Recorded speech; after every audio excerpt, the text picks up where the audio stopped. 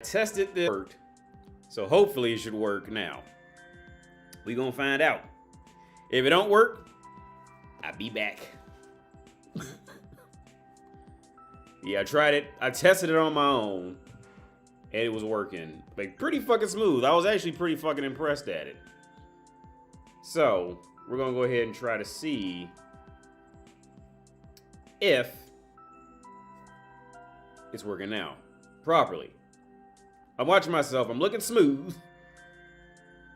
I'm looking smooth. Let me see. What's the resolution? Oh, and I'm on 1080p, 60 fps per second. So let's see if this live stream works out well. It's looking smooth on my end. Huh? Let me put this over here so I can see it.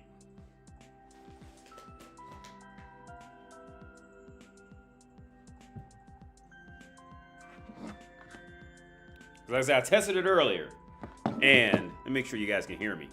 I can't see my voice moving. Hello, hello, hello. Here you guys see me. Hey, Chill Pill, what's up? What's up, man? Yeah, so I'm, like I said, I started this live stream while I was playing with it all day today, and then I tested it, and it looked like it was working pretty fucking smooth. A whole lot better than it was it last week or no, week before? I didn't stream. I didn't do anything. I made one video last week, but the week before last week, it was just like fucked up. It kept fucking freezing and stopping and Show Park, baby, can't wait to get back. Yeah, so I hope, like on my end, let me see this. It says I'm in 1080p, 60 frames per second on my end. Let's see, hang on, let me go to advanced. Yep. Okay. And like I said, I was experimenting earlier with it on my own, and it was running smooth. So if it fucks up again, I got more work to do. But this is gonna be the last Mario live stream, because this is just to work all the kinks out, you know. Because Mario, it's just, you know, it's bullshit. It's Mario. I mean, don't get me wrong. Mario has some great fucking people who play this shit, and they get really good at it. But for my purposes, it's bullshit. You know, it's not really. It's just, you know, it's just to, you know, run to the right and jump. That's what my girl. She don't like Mario, because I had her play it one time. She ain't get it at all. She just she just didn't get the mechanics of moving and jumping like at the same time. but she don't play video games, so I can't really fault her for that. Read these comments. Hey Mo, I'm good, man. I'm good. Oh wait, that's her texting me right now. Let me put this on Do Not Disturb. Let me write her back real fast. We're gonna start the gaming and chilling.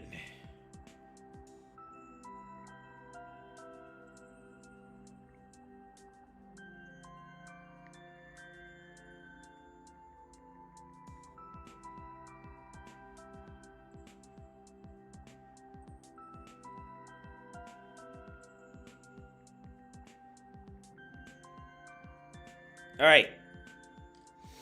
Nah, for me, ADB's professional comedians out there, I be laughing out loud for right now. Thanks.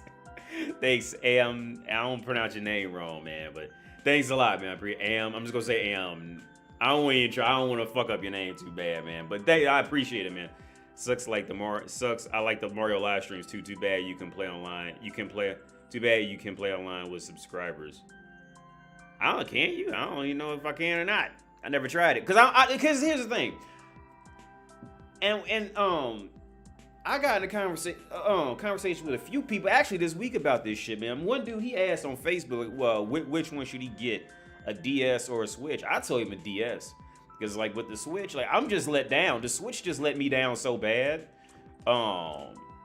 It let me down so bad that I just don't have any faith in anything in the future for it, man. Honestly, I was just let down pretty fucking bad by the overall, like when it comes, even like if you want to play online, it's just terrible because it lags like crazy. You know, it depends, because it's like whoever has the worst internet, that's whose internet y'all using pretty much. It's just a pain in the fucking ass, man. It really is.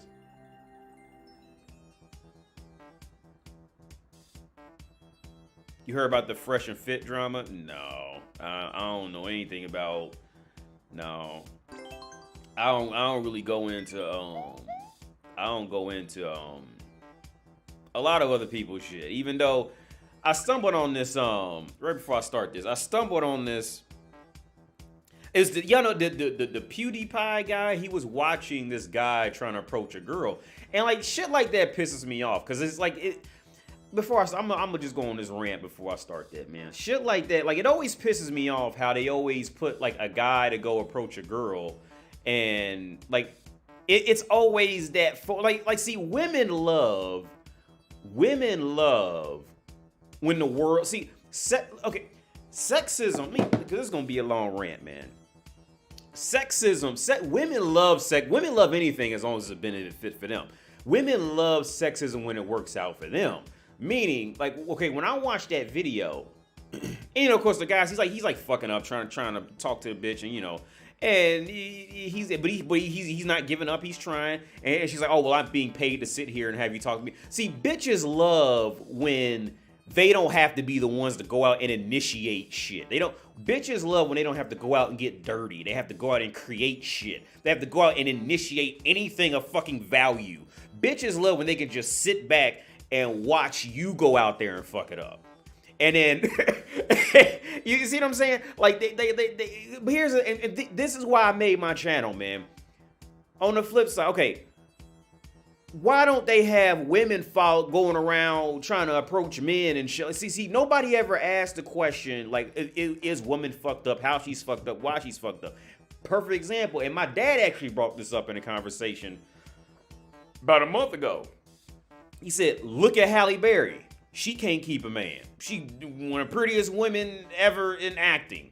If you talk about the prettiest women in acting, she's gonna be on the top 10. And she can't keep a man. Dude, see, here's the thing. Women love when they can they love when they can find comfort, right? In getting an easier way through life because they're a woman. But the second they can, you know, find a negative part of it, then they just want to focus on negative. Let's focus on the whole picture. Okay.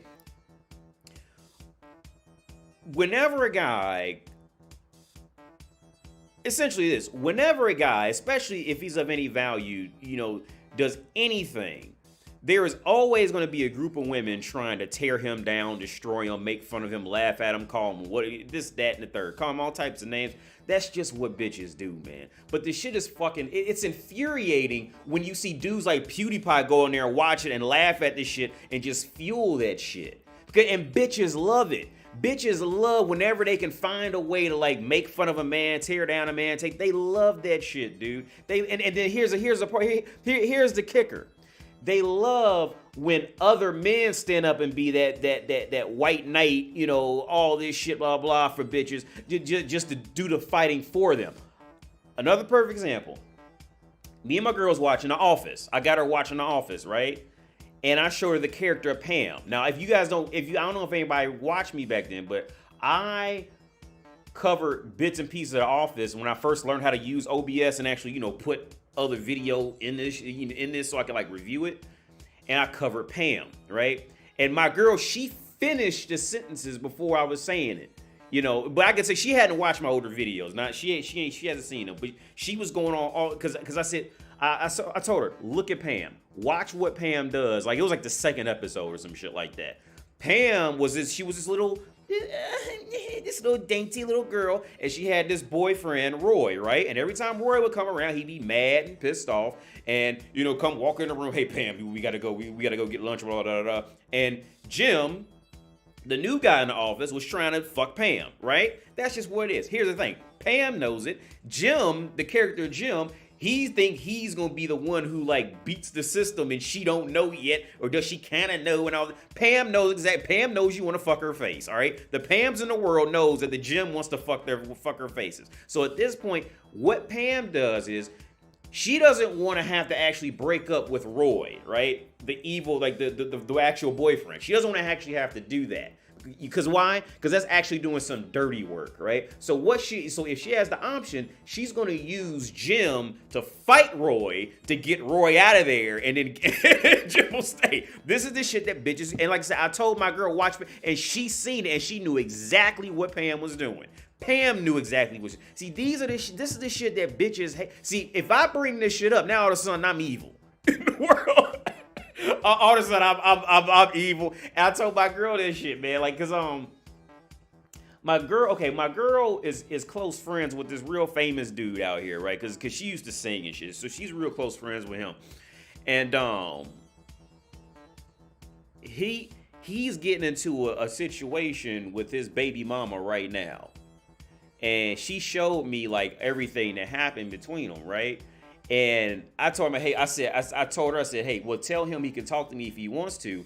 His English maybe ain't that good, but he can talk to me if he wants to. But my girl, she already know where I'm gonna go with it. When men end up in any altercation with a woman in the world, right? As a man, when you end up in any altercation with a woman in the world, no matter where you are, right? Oh, and this is what I always push. Your best option is to shut the fuck up, ignore her, and just leave. You always have to, because here's why. And I had to explain this to my girl last night because I was drinking last night. And I explained it to her like in depth why this is. And I told even with her, like I have to keep a part of me that can just shut down and walk away from her if she starts tripping. Because this is why.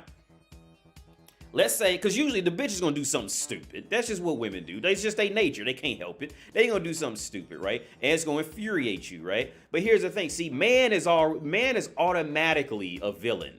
All right? You, as a man, you are, if anything goes down, society immediately wants to see you as the villain. You're the aggressor. You're the sexual harasser. You're the pervert. You're angry. You're violent. You're all this. This is immediate. Society wants to see. They already assign that, and they assign woman to being innocent, hurt fucking angel. Somebody did something to her, so that's why she's fucked up and all this.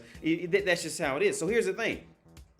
When you end up in an argument with a bitch, right, and you get the raise in your voice or anything, boom, confirmed. He's evil. He's violent. I knew it. And this is what I want to tell him. Dude, shut the fuck up. Walk away. Because he got her pregnant and she had a kid. I'm like, look, dude, shut the fuck. Your best. I hope I get a chance to talk to him. He's like 30. I hope I get a chance because I want to tell you, look, dude, that's just a worldwide thing. When she starts tripping, don't get angry. Don't get if you can help it. Now, they might catch you off guard and you might just slip into it, because you just, it's you just in the moment. But I'm telling you, dude, when you deal with bitches, man, do not start. If you can help it, just shut the fuck down, walk away, man. Just shut. Yeah, I'm gonna post Instagram soon too. I've been meaning to for a while now.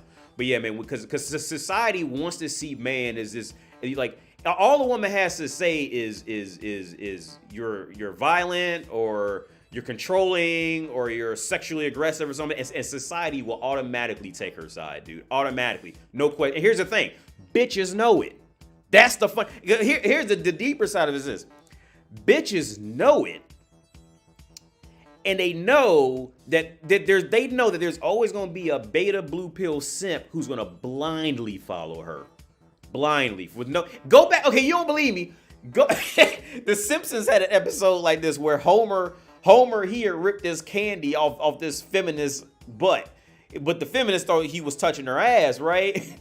And so they had this whole skit where they was going on TV, and then they framed Homer as this sexual harasser and all this stuff. And like the world does, woman is automatically the innocent victim, and man is immediately this violent, crazy killer. I forget what the name of the episode is, but it's an old Simpsons episode where Homer he seen this girl got out of his car and he tried to get the candy off her ass, but the girl thought he was touching her ass and told everybody that he tried to sexually abuse her and all stuff in the car and all this shit like that.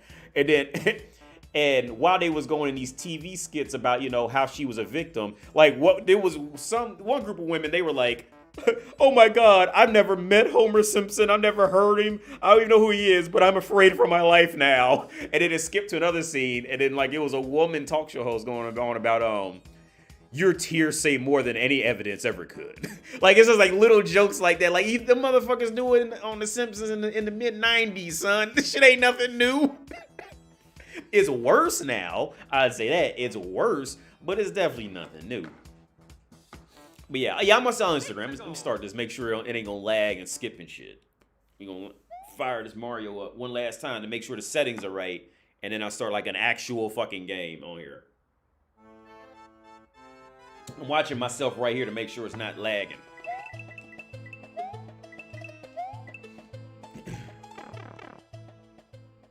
Looks pretty good so far. Yo, how am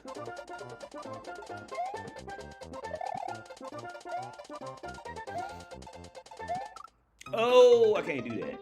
Okay. 80, how was it? Good evening, AD. How was your weekend? Oh, I was cool. Thanks for asking, Logically Felicious, man. How was yours, man? I was chilling. I forgot. I don't remember what I do from one day to the next anymore, man. That's how you could tell you really getting old for real. Like, I can't remember shit. Oh, let me move this laptop. Move this TV there, because I can't. Oh, that's right. I still gotta fix the dimensions on my TV, so you guys can see actually more of the screen than I can. I gotta fix this shit. Hey, yo, coronavirus is like fucking... It's fucking people up. How the fuck am I supposed to do this?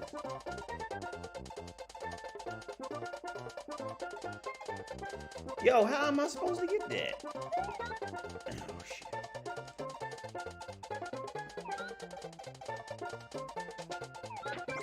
There we go. We out of here, B. Oh, no, I gotta get...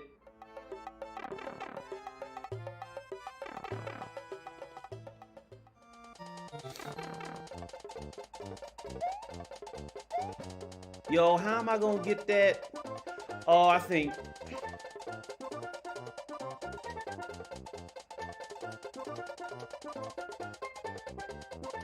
How am I gonna get that up there?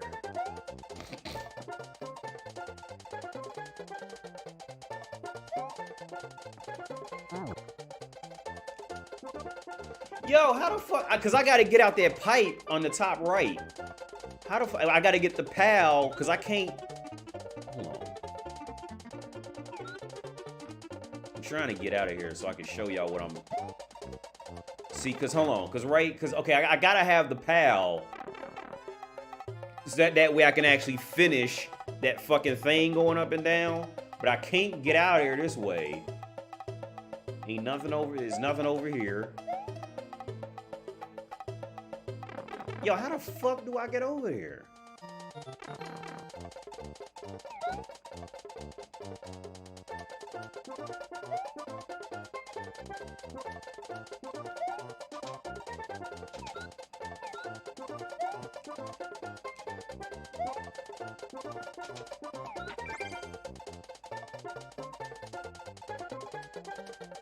Because I can't... Hang on. Oh, shit.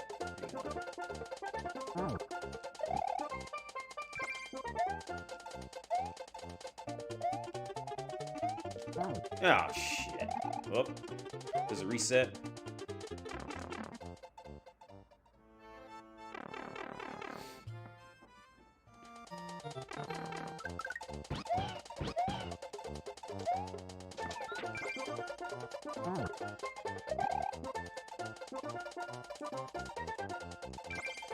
So some kind of way I got it, but even if I get it up there...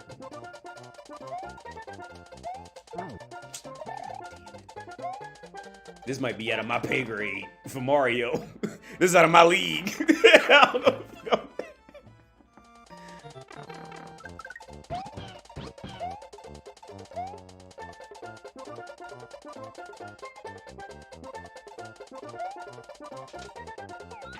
Watch it be something super simple and I'm just overlooking it too. Because even if I get this...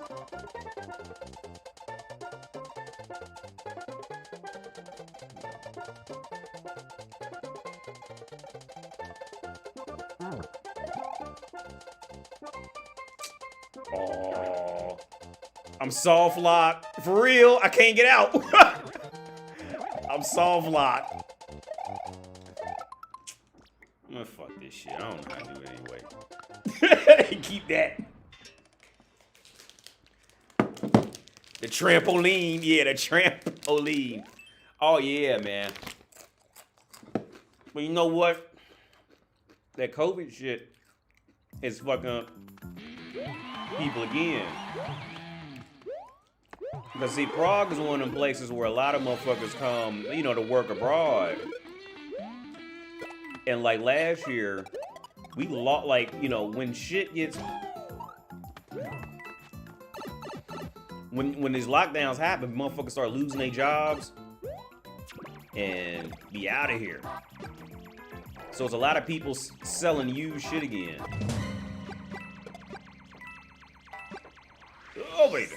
Come on. Oh, shit.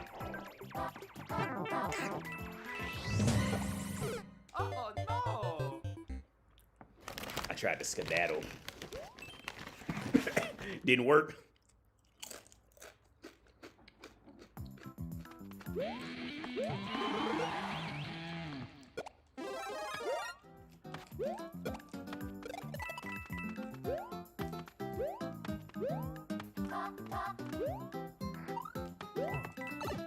I love watching them Pangea and Ryuko. Them motherfuckers would be like, to complete it. Them motherfuckers be flying. I don't know how they got that good, man. Ryuko and Pangea. What's the other dude's name? Carl Sagan. Them motherfuckers be flying. Them motherfuckers. They go some finished. Carl Sagan been done by now. I'm sitting over here, my dumb ass, trying to get hit by one piranha plant and shit. Carl Sagan have been out of this bitch already.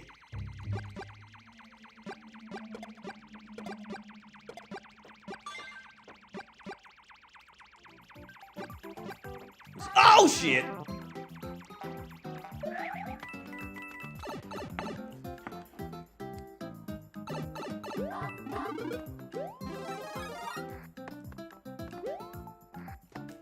Can't get up there? Oh. I hate these motherfuckers, man. Because they always shake me.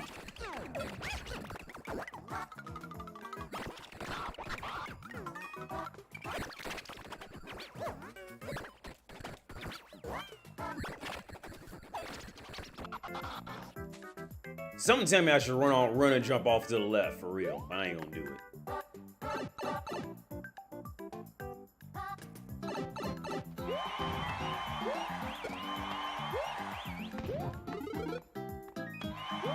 Fighting it,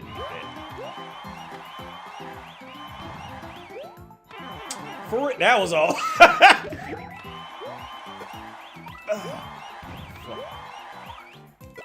Here we are. Oh shit! Hope I didn't miss a coin. Oh man, I hate this shit too.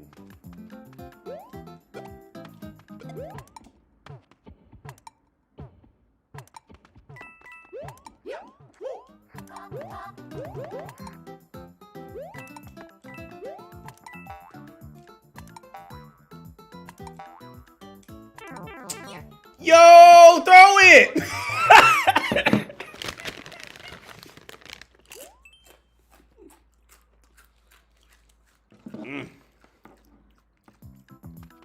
Oh, I gotta start all the way back over.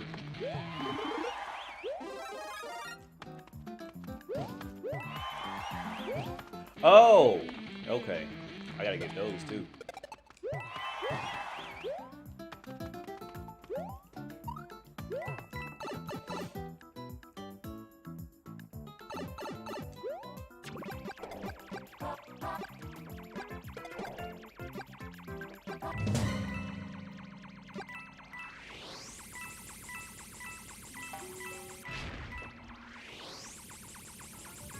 Bow.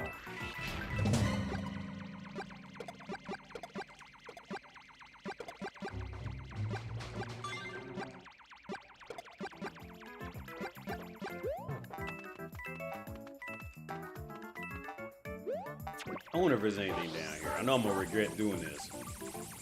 Did I already come down here? I can't remember.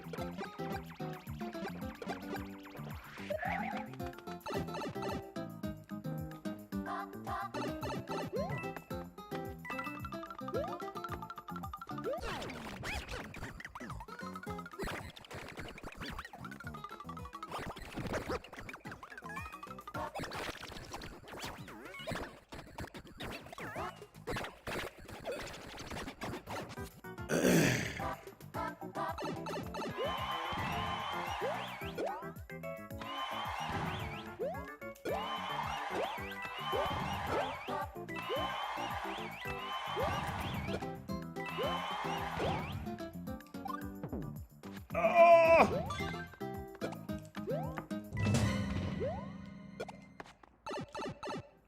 This motherfucking tube. I don't need no mushroom.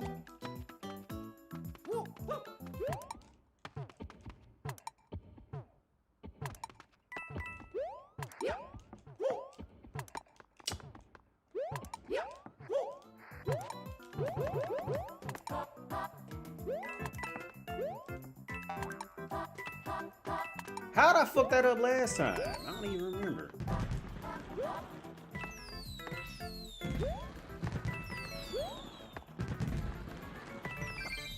Ha! Got him.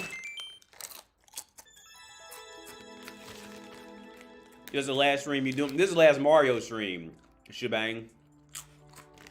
Because I think I figured out the kinks on why it wasn't, or why it was like fucking up.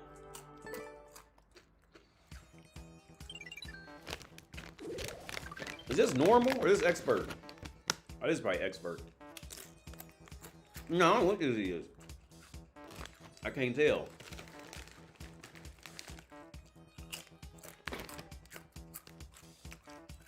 Ninety percent of the time, what did your current girlfriend do for you to do for? Okay, oh, okay, Thomas. What did Steven Smith? How's it going, man?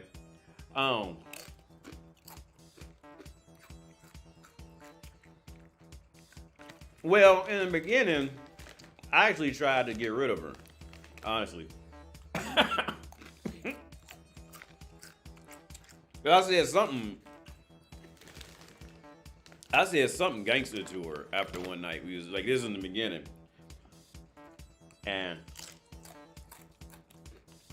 what? Well,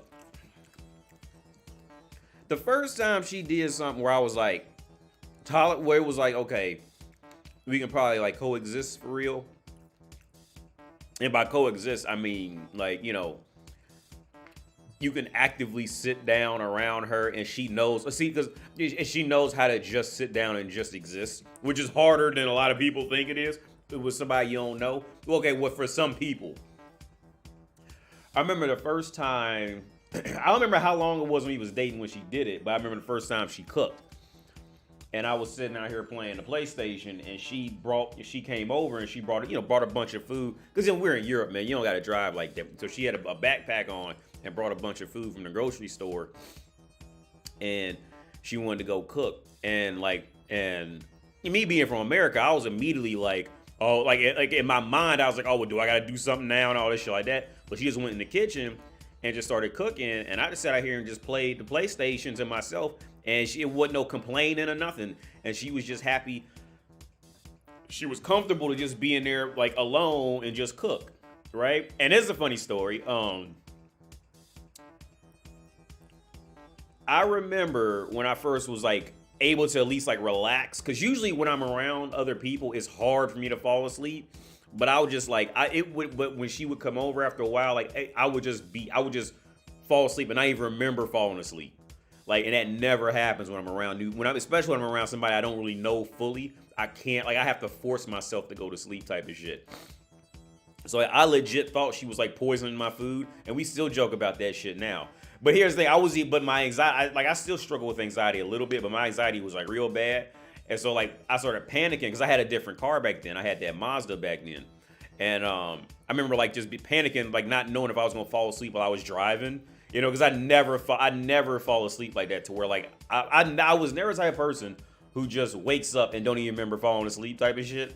I was never that type. I usually gotta like, you know, trick myself into going to sleep, especially when I'm around somebody else. But yeah, no, when I was able to tolerate, from Panama, how's it going, man? Yeah, when I was able to tolerate her, you know, that was really it, because like she was okay with just existing. And see, here's the thing. Most women that you gonna come across in your life are not gonna be interesting, right? It's just the brutal reality of what women are. Most women in your life that you're gonna come across are just not going to be interesting people, right? There's nothing of interest. So most women have to just rely on you to just pick up and do everything in a relationship and do anything just because she's pretty, right? Just because you want to fuck her, right?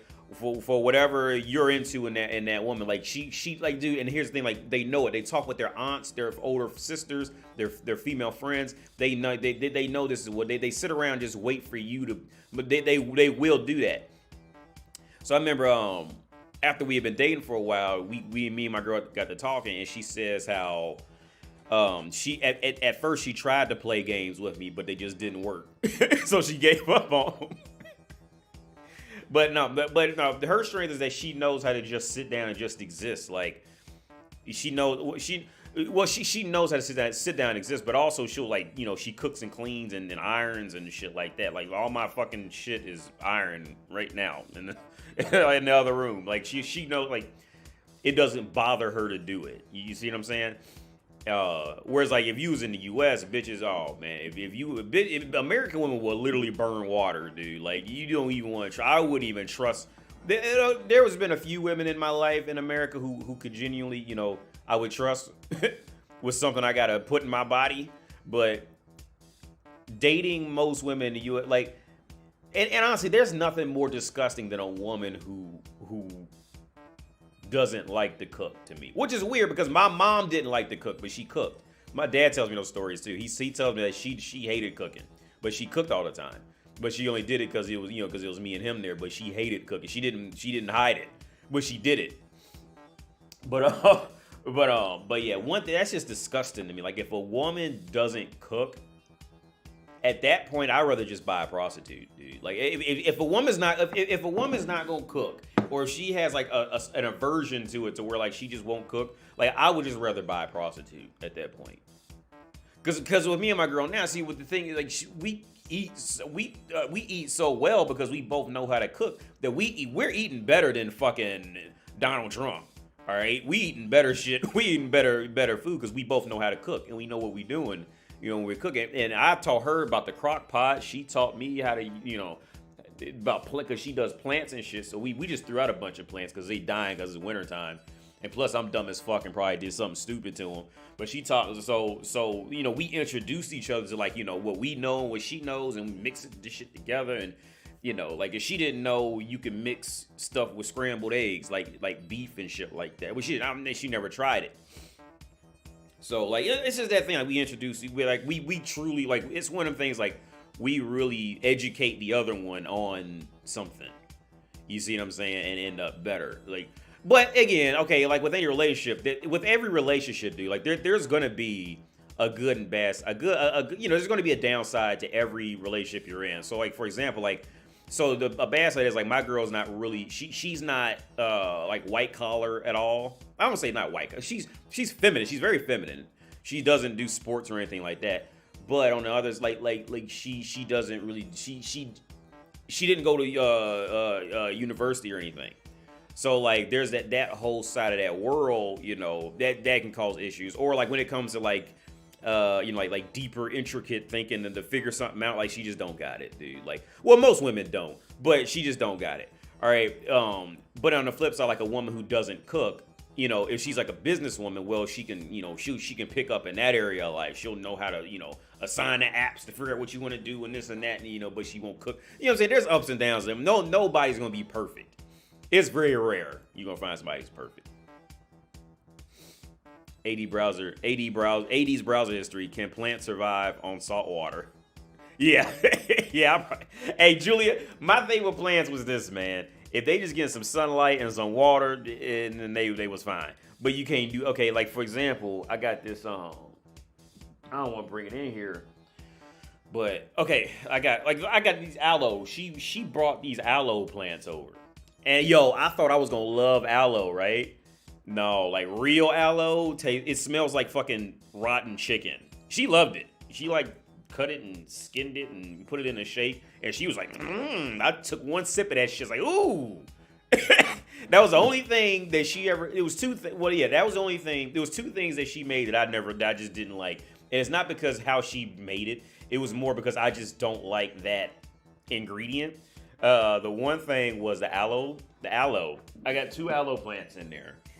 And aloes are like cactuses. You can't water them a lot. You got water them maybe once a month, some shit like that, because they just all water on the inside. So if you water them too much, you're gonna kill them.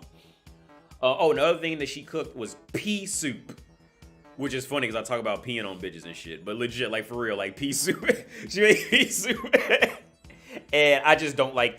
I've only had one pea soup that I can eat, and I just don't like peas. I usually don't like carrots, but she can cook carrots where I can eat them.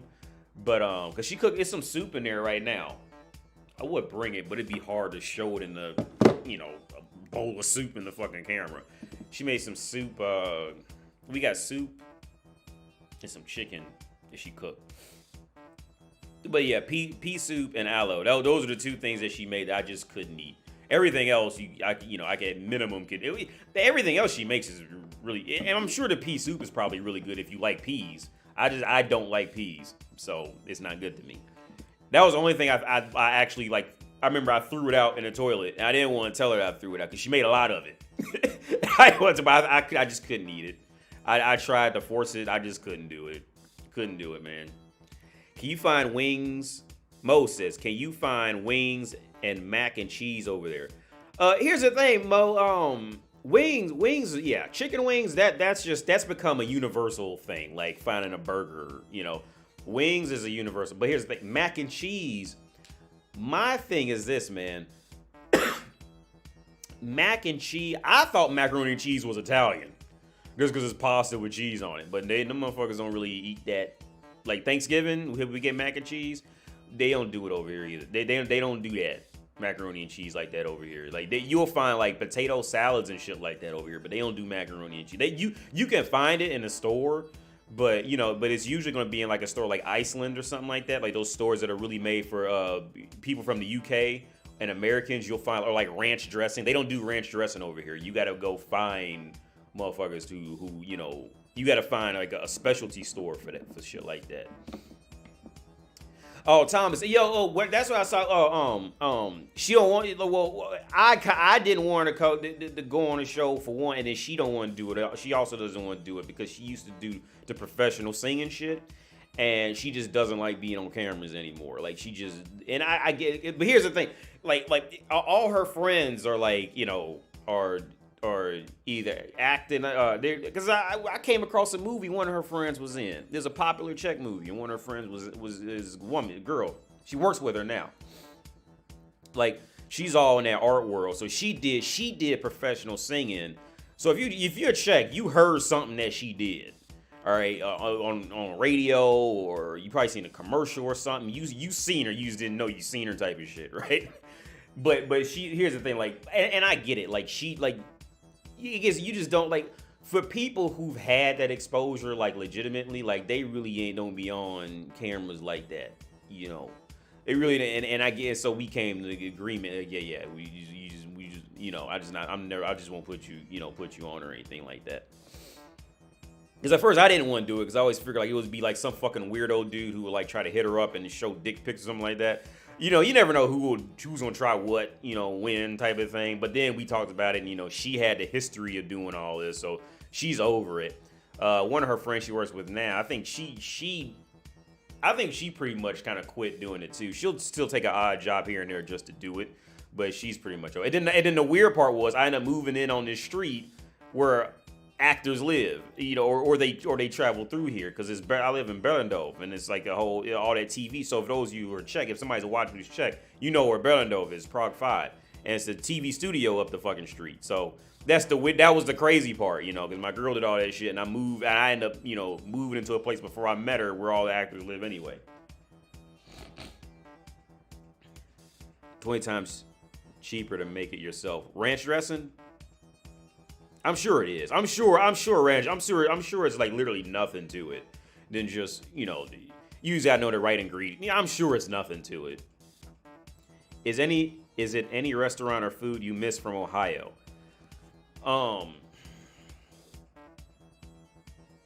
Here's the thing, man. It's always hard it's hard to think about that till I just get a taste for something and I wake up somewhere and then I gotta remember what country I'm in and where I was when I had that thing. Cause I still be wanting empanadas. For those of y'all in South America, empanadas, I still be wanting a beef empanada. Can't find that out, y'all. Well, you probably could, but you're gonna pay a lot more for it. But the empanadas down in Argentina be about a little less than $1 a piece.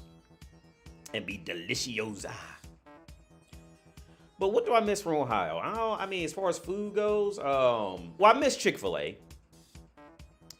It's expensive, but I miss it.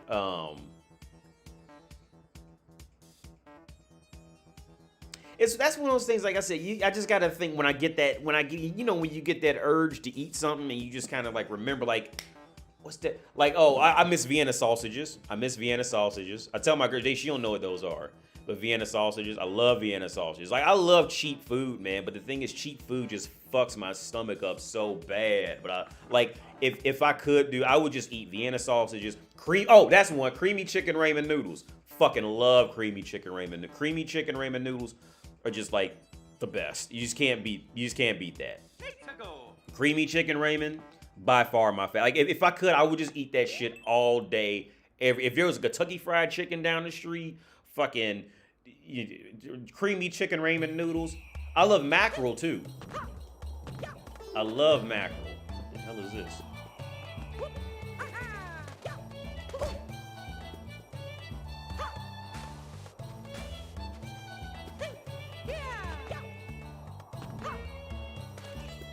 Yeah, I got no idea what I'm supposed to do now.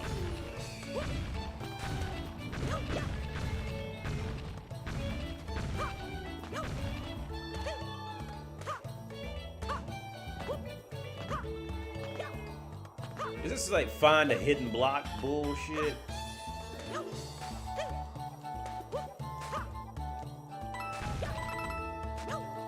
Okay. But creamy chicken. If I had to name one, it'd be creamy chicken. Man, I love creamy chicken ramen noodles. I love creamy chicken ramen noodles. Oh, I love McDonald's chicken nuggets too, for real. Creamy chicken ramen noodles, McDonald's chicken nuggets to get you a 20-pack. Oh shit. Hang on. Get you a 20-pack of them and be good. What am I doing? Okay. See, it's just blind fall shit. There was no way I could even known that was over there until it was too late.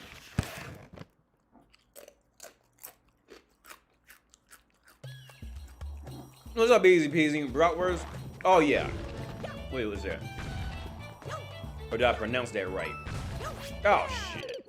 I fucked that up.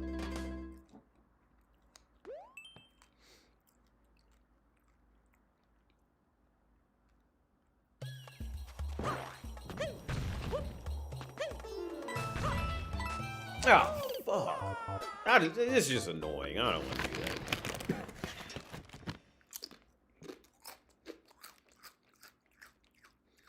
No, Julian, no. It's Vienna sausages. I thought Vienna had something to do with like Vienna, but no, it ain't got nothing to do with that shit.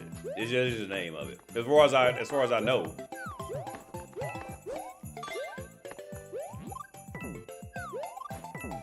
Oh, well, you know, just twerk on that bitch.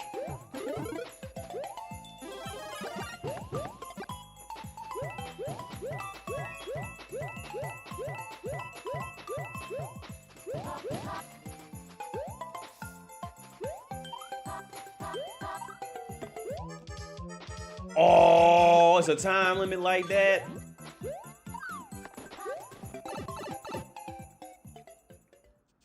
I'm over here taking my time and shit.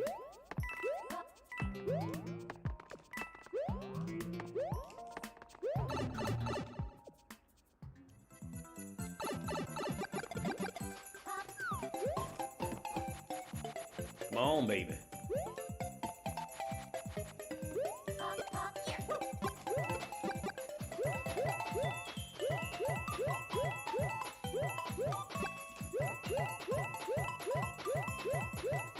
Yeah, after this, I'm gonna play something more, you know. Like I said, I think I figured out the kinks of.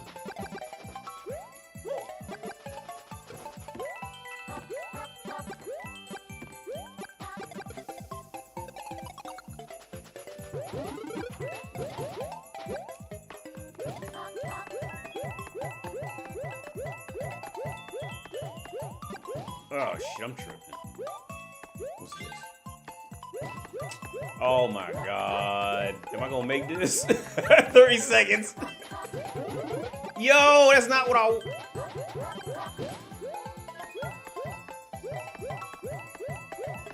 Watch it be like a bunch of coins at the end just waiting on me too. Oh, it's right here. Well, I wasn't gonna make that. Holla back! But y'all love eating the sausages, man. I used to boil them.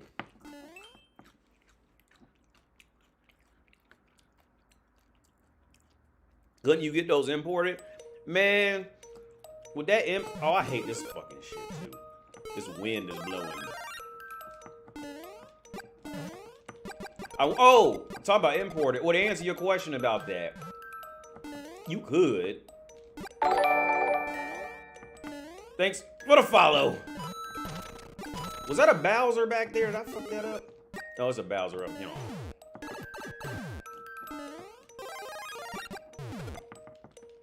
Oh, that's that little.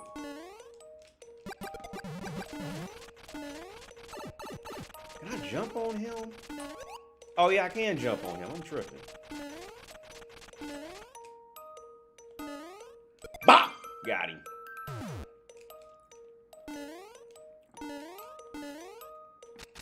Yo, what?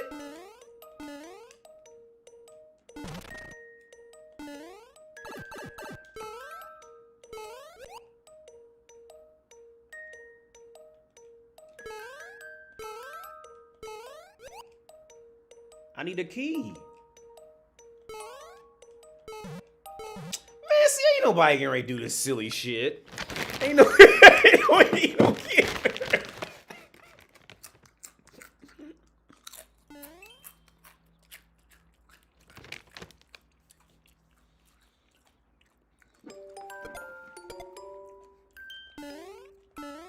I'm waiting on my dad to send me my old video card I had in the US.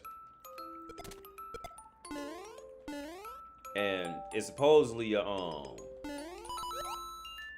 am I doing?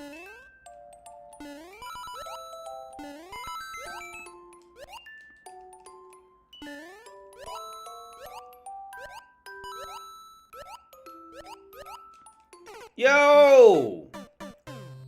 I'm waiting on my dad to send Europe is weird with that shit, man. Like Europe has its pluses, but it also has a lot of fucking negatives, man. Like any place, man. Like no place is gonna be perfect. Hold on, let me figure this goofy shit out.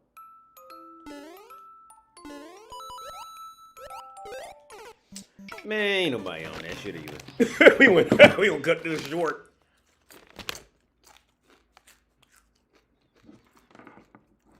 But importing shit to Europe, because Europe is just a weird place, man.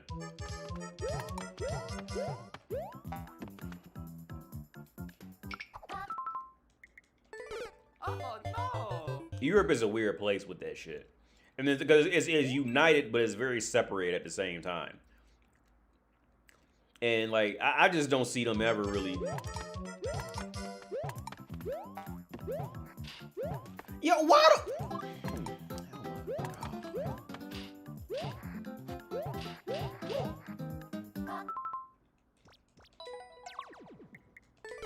Oh no! It's just like little asshole shit they do, man.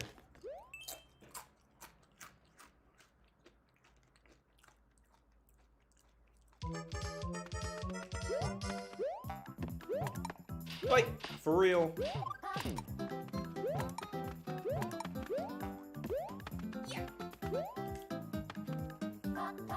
Oh no!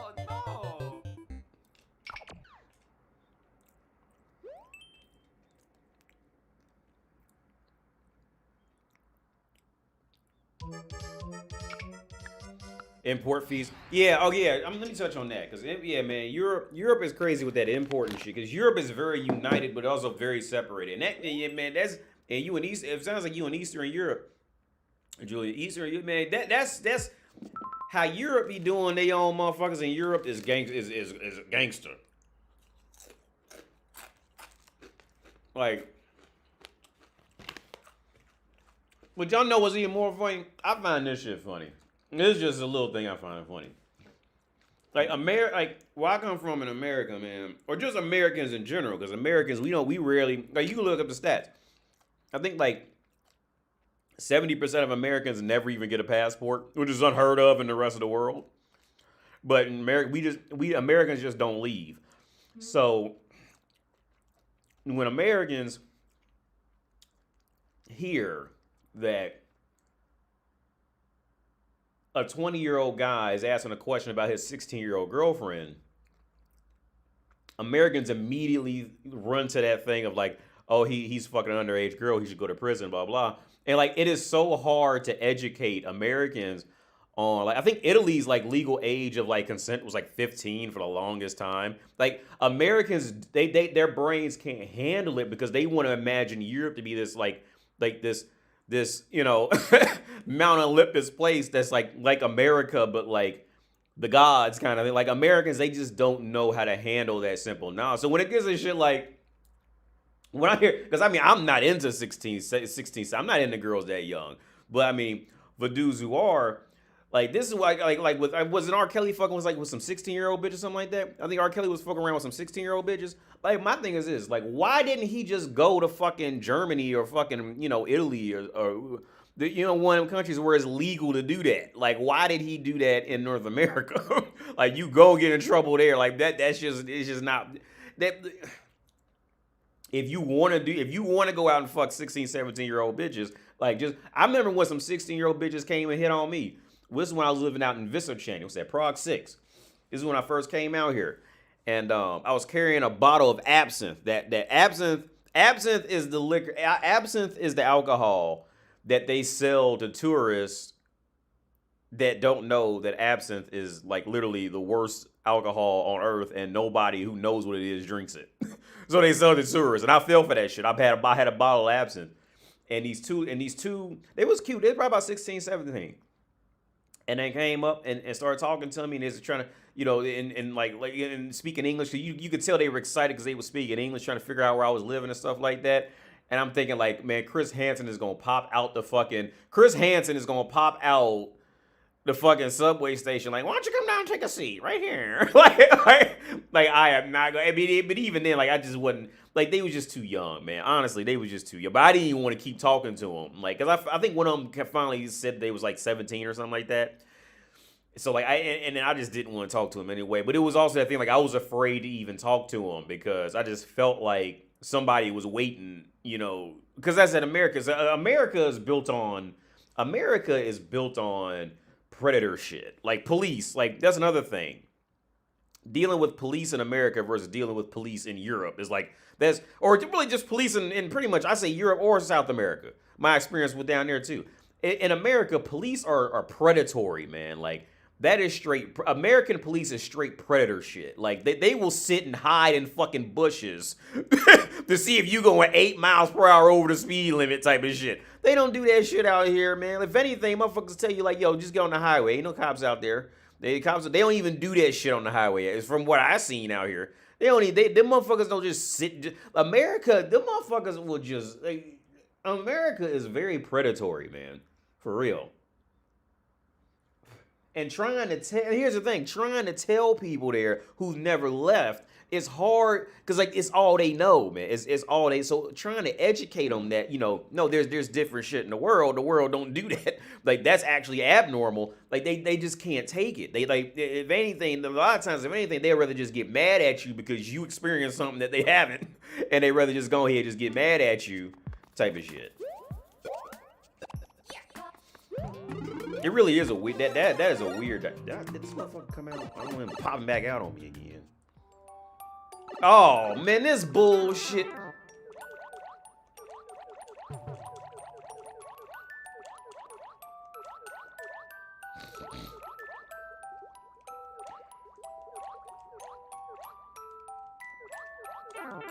He didn't even touch me.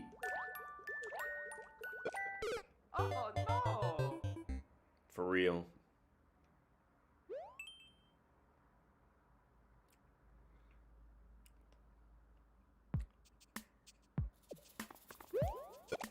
Okay, he don't come out, so he come back out on me when I'm in there.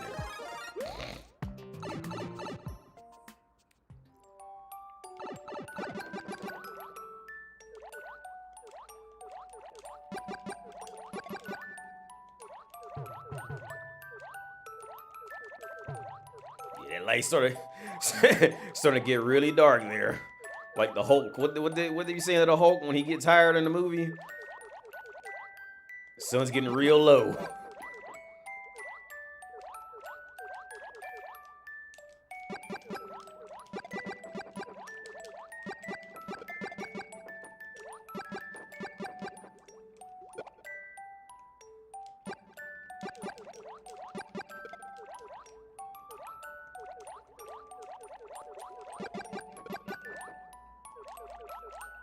Can't go that way.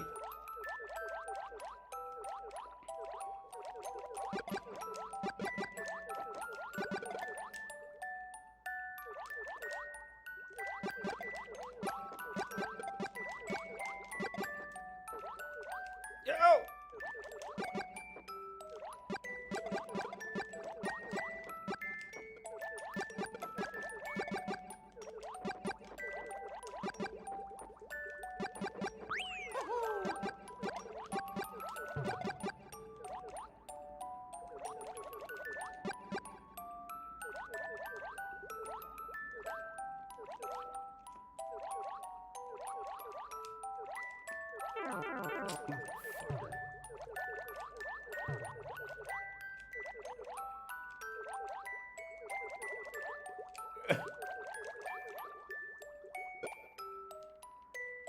Is this the end? Watch this not even be the end. Oh, get in there.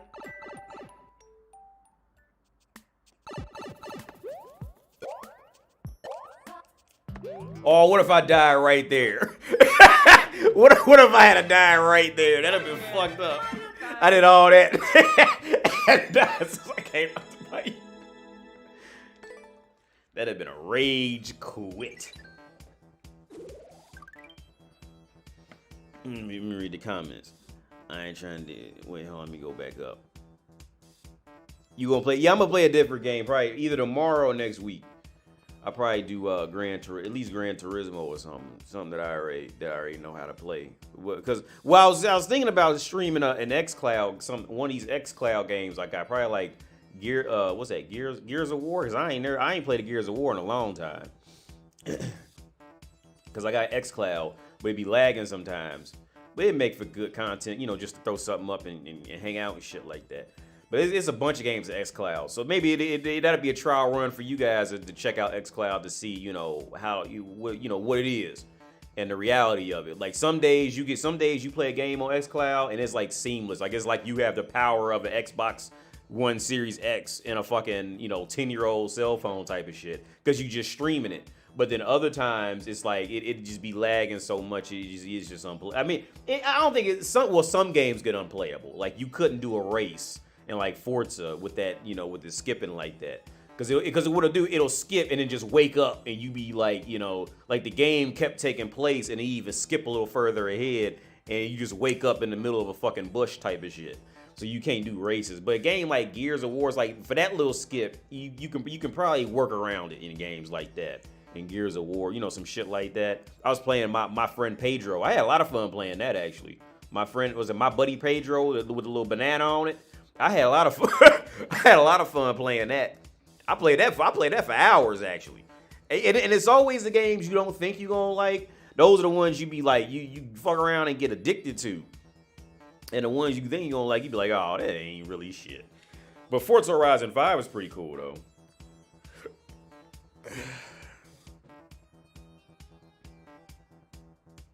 Julian said, yo, import fees from the U.S. to anywhere in Eastern Europe. Yeah.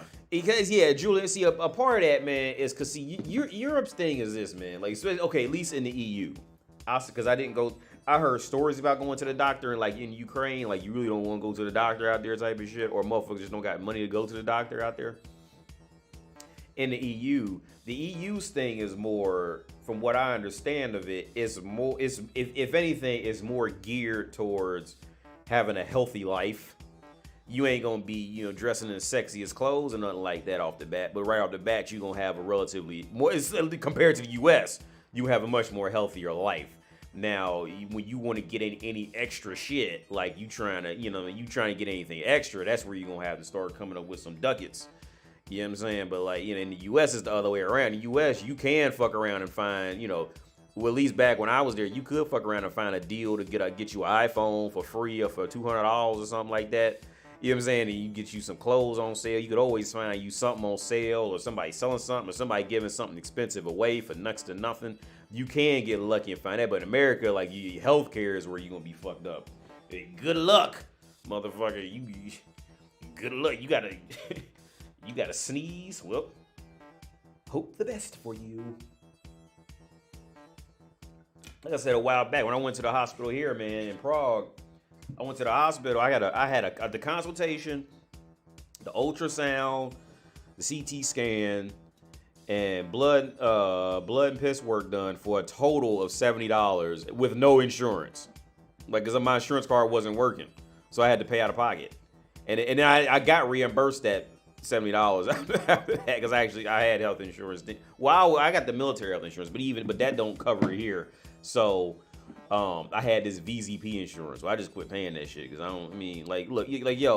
I go to the hospital and pay out of pocket $70 for 4 tests to be done and a consultation, I just take my chances to just pay out of pocket. I ain't buying no insurance. At that point, I'd rather just like, I'm sick. Well, I got some ducats. I just go, what y'all want, about $8? Okay, that ain't nothing. But they be like, $8 for health, because you know what I'm saying, they Europeans, that health is number one, and so when you gotta pay some fees, they be like, oh my god, like, yo, I give you a tip. You want some pizza? you want some Vienna sausages, bruh? I believe for real. I remember I went to foreign police. I left for a tip. Because I remember when I got divorced, I didn't go to foreign. Because, okay, here's the thing. When you get divorced, you're supposed to go to foreign police. You're supposed to go to foreign police and tell them your status, like, with anything that changed. And I never went. So I waited like a year to go. And they said, oh, well, we got to fine you, like, you know, 1,500 Czech crowns. That's like $70 maybe. 1,500 Czech crowns. I was like, what? Like, I'm expecting to get. I was expecting to get banned from the country, because in America you fuck some shit up like that. In America you gonna get taxed. Okay, in America a fucking parking ticket in America will be $100-something. All right, out here like these fees out here be like nothing, dude. Like I was like, yo, here, I pay for your lunch. I'm not mad at you. Like this is a deal for me. Chris Hansen has entered the chat. I'm trying to tell my friends, make sure this ain't a speed run. Yo, that's some bullshit right there. Nope. I'm trying to tell my friends in the States this. I seldom see police in Germany. The States have military-style police departments. What? Dark Rebels? Yeah. Oh, I know I ain't getting ready to do this. Yeah, I fucked that up already. in the States, man, like it's just that glorification of military and anything that has to do with the military. It's that blind fucking. It's damn near the same blue pill simp shit as dealing with bitches in the U.S. with the military, man. Like it really is. It's really about the same shit. Oh, I'm fucking up. I'm talking too much. It's about. I say it's probably about the same shit. Here's the thing: people in the military, like they know it's bullshit too, but they just because the people are so blue pilled in it that telling them anything is gonna blow that whole illusion. Damn, that's hard. So if you try to tell them, anything that they don't want to already believe, it's shattering that illusion. So you must be evil. You see, like okay. For example, I told my girl, because I think, what was it? Veterans Day just passed, I think, in the U.S., right? And I was telling my girl how, like, well, okay, this is what we do on Veterans Day. If you're a veteran in the U.S., what you do is you go online and you Google all the restaurants that's giving out free food to veterans, and you just get in your car and you just drive to all the restaurants and get all the free food, and even come back and hit one up like later on in the daytime when they switch shifts, right? and your car be filled with just like takeout boxes of free food that day, right? And then that's just the benefit of food. I don't even know what other benefits is out there for that, but that's the only one I really cared about. And you want to know what? When I would always bump into the same other old dudes doing the same shit. Like we see each other every Veterans Day. We see each other, and we go, "Yep, we pack it up." Because like I say, man, because like it's the same thing as dealing with bitches in the U.S. Like, or dealing with dudes who want to glorify bitches. It's the same shit. Like they want to be told something. So it's like, well, okay, I can try to tell you, but if I try to tell you, more times than not, they going to try to turn me into this evil bad guy because I'm telling them something that they don't want to hear. Look, most veterans don't give a fuck about Veterans Day. Let's just be fucking honest about it. Nobody gives a fuck about that shit. I mean, every now and then you got a dude who just, like, he's like die-hard military fucking Lieutenant Dan type shit. Every now and then you come across a motherfucker like that, but for the most part, motherfuckers don't care about that shit. But people think, that blind blue pill part of society wants to just hop on that shit, and they just die hard believe into that shit. So you just let them believe it. I remember one time I was sitting in a bar. I was sitting in the BW3s in Franklin, Ohio. I think it was. It was way out the way. I just decided to drive, off the path and go somewhere different. And it was one of them areas, it was one of those areas. It was a mostly white area, right? Like it was mostly it wasn't a city. It was, if anything, the motherfuckers might talk a little country type of shit in there, right? And I was sitting in there with a MacBook that when my aunt died, they gave me her shit, and I was in there trying to figure it out. And I get to talking to this older couple, and it's some kind of way we got a topic of immigrants and shit. And we got to talk about the military. And I said, and I was drinking. We always drink. I said, "Oh yeah, poverty draft." And then the dude's wife, she goes, "What'd you say?" I said, "Oh yeah, the poverty draft." And she goes, "Oh, I see why you say that." She completely got it, like pretty much right away. But the man, he doesn't want to hear that. So he wants, he's like fighting. I was like, well, here's my DD-214. I actually signed up for the Marines while you sit at home fucking watching this shit on television. So I actually have the right to actually sit up and be able to talk about it. Which I wouldn't even say I got the right to talk about it, but I got more right than he does, right? But like the men, the hardest, like the men don't want to hear a different perspective, right? And then men are always the hardest to get through to. And here's the thing, women know it, but here's the thing, women will just sit back and just wait for the right moment to, to intervene and manipulate the area, to manipulate it so, they'll get what they want in the end type of shit, right? It's that type of thing, man. It's really... But yeah, the U.S.'s view on military shit, like, it's the same thing as blue pill beta chumps, man, honestly. Now, don't get me wrong, you need militaries, because that's just that basic human thing of, whoever's the biggest and strongest gets to run shit, or, seek the consequences later from them type of shit if you don't comply. That's just the reality. So, I mean, don't get me wrong, everybody has to be thankful in some way for their military, whatever military they got. Because if it wasn't for their military, you just a bunch of bitches walking around now. Let's just be fucking real about it. But at the other end of it, that blind worship for the shit. Like that blind worship is fucking disgusting.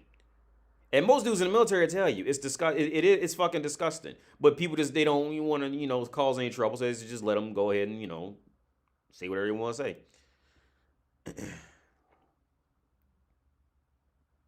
It's probably going to be less people leaving the U.S. now because the virus. Oh, yeah. Yeah. It's happening here in Prague, man. People are starting to leave and go back home. And yeah, they actually, I met a dude earlier today. They going back to Jersey. He's from Texas. Because that new Corona came out and they're doing that lockdown shit now. And fucking, let me make this screen bigger because I don't even feel like playing Mario. I just wanted to make sure it was going to work. I don't even feel like playing that shit. But, oh wait, let me put this so you can see. Yeah, let's do that so you can see the comments. And I'm like low key, like slightly hungover still too from yesterday. But yeah, man, that virus is coming back. Yeah, so a lot of that travel is getting ready to be out the door.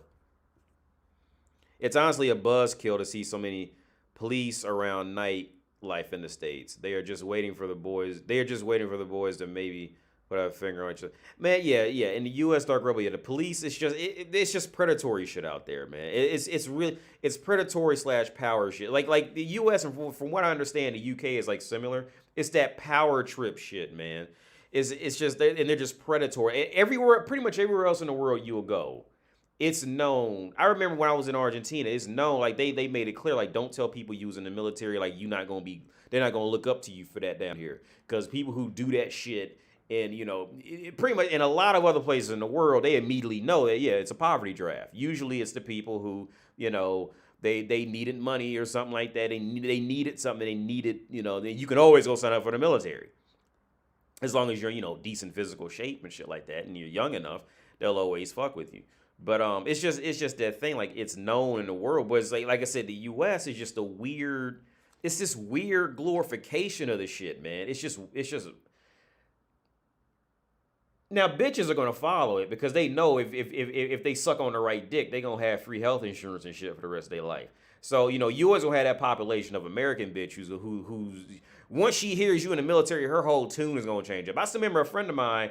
I was sitting with him and his wife, and when the wife's girlfriends was there, and I sat down, and they was and the girlfriend was like being acting cold and all that shit until she heard that I was in the Marines, and she immediately changed her whole fucking tune up, dude. And here's the thing, and this is the deeper part.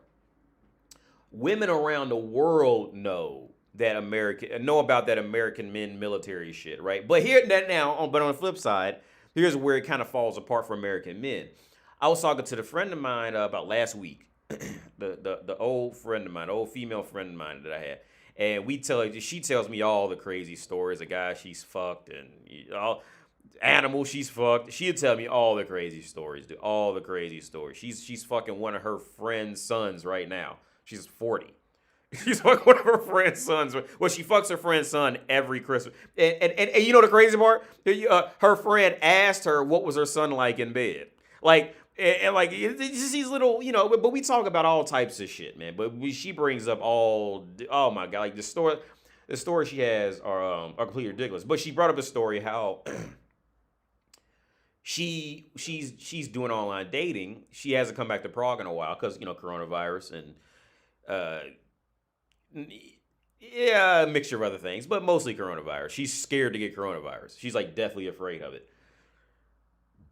And she's in online dating, and she always has it. She's always talking to at least 5 different guys at all times. And she and her friends, she'll tell me about her friends. Her friends they always got hundreds of dudes to just cycle through an online dating, right?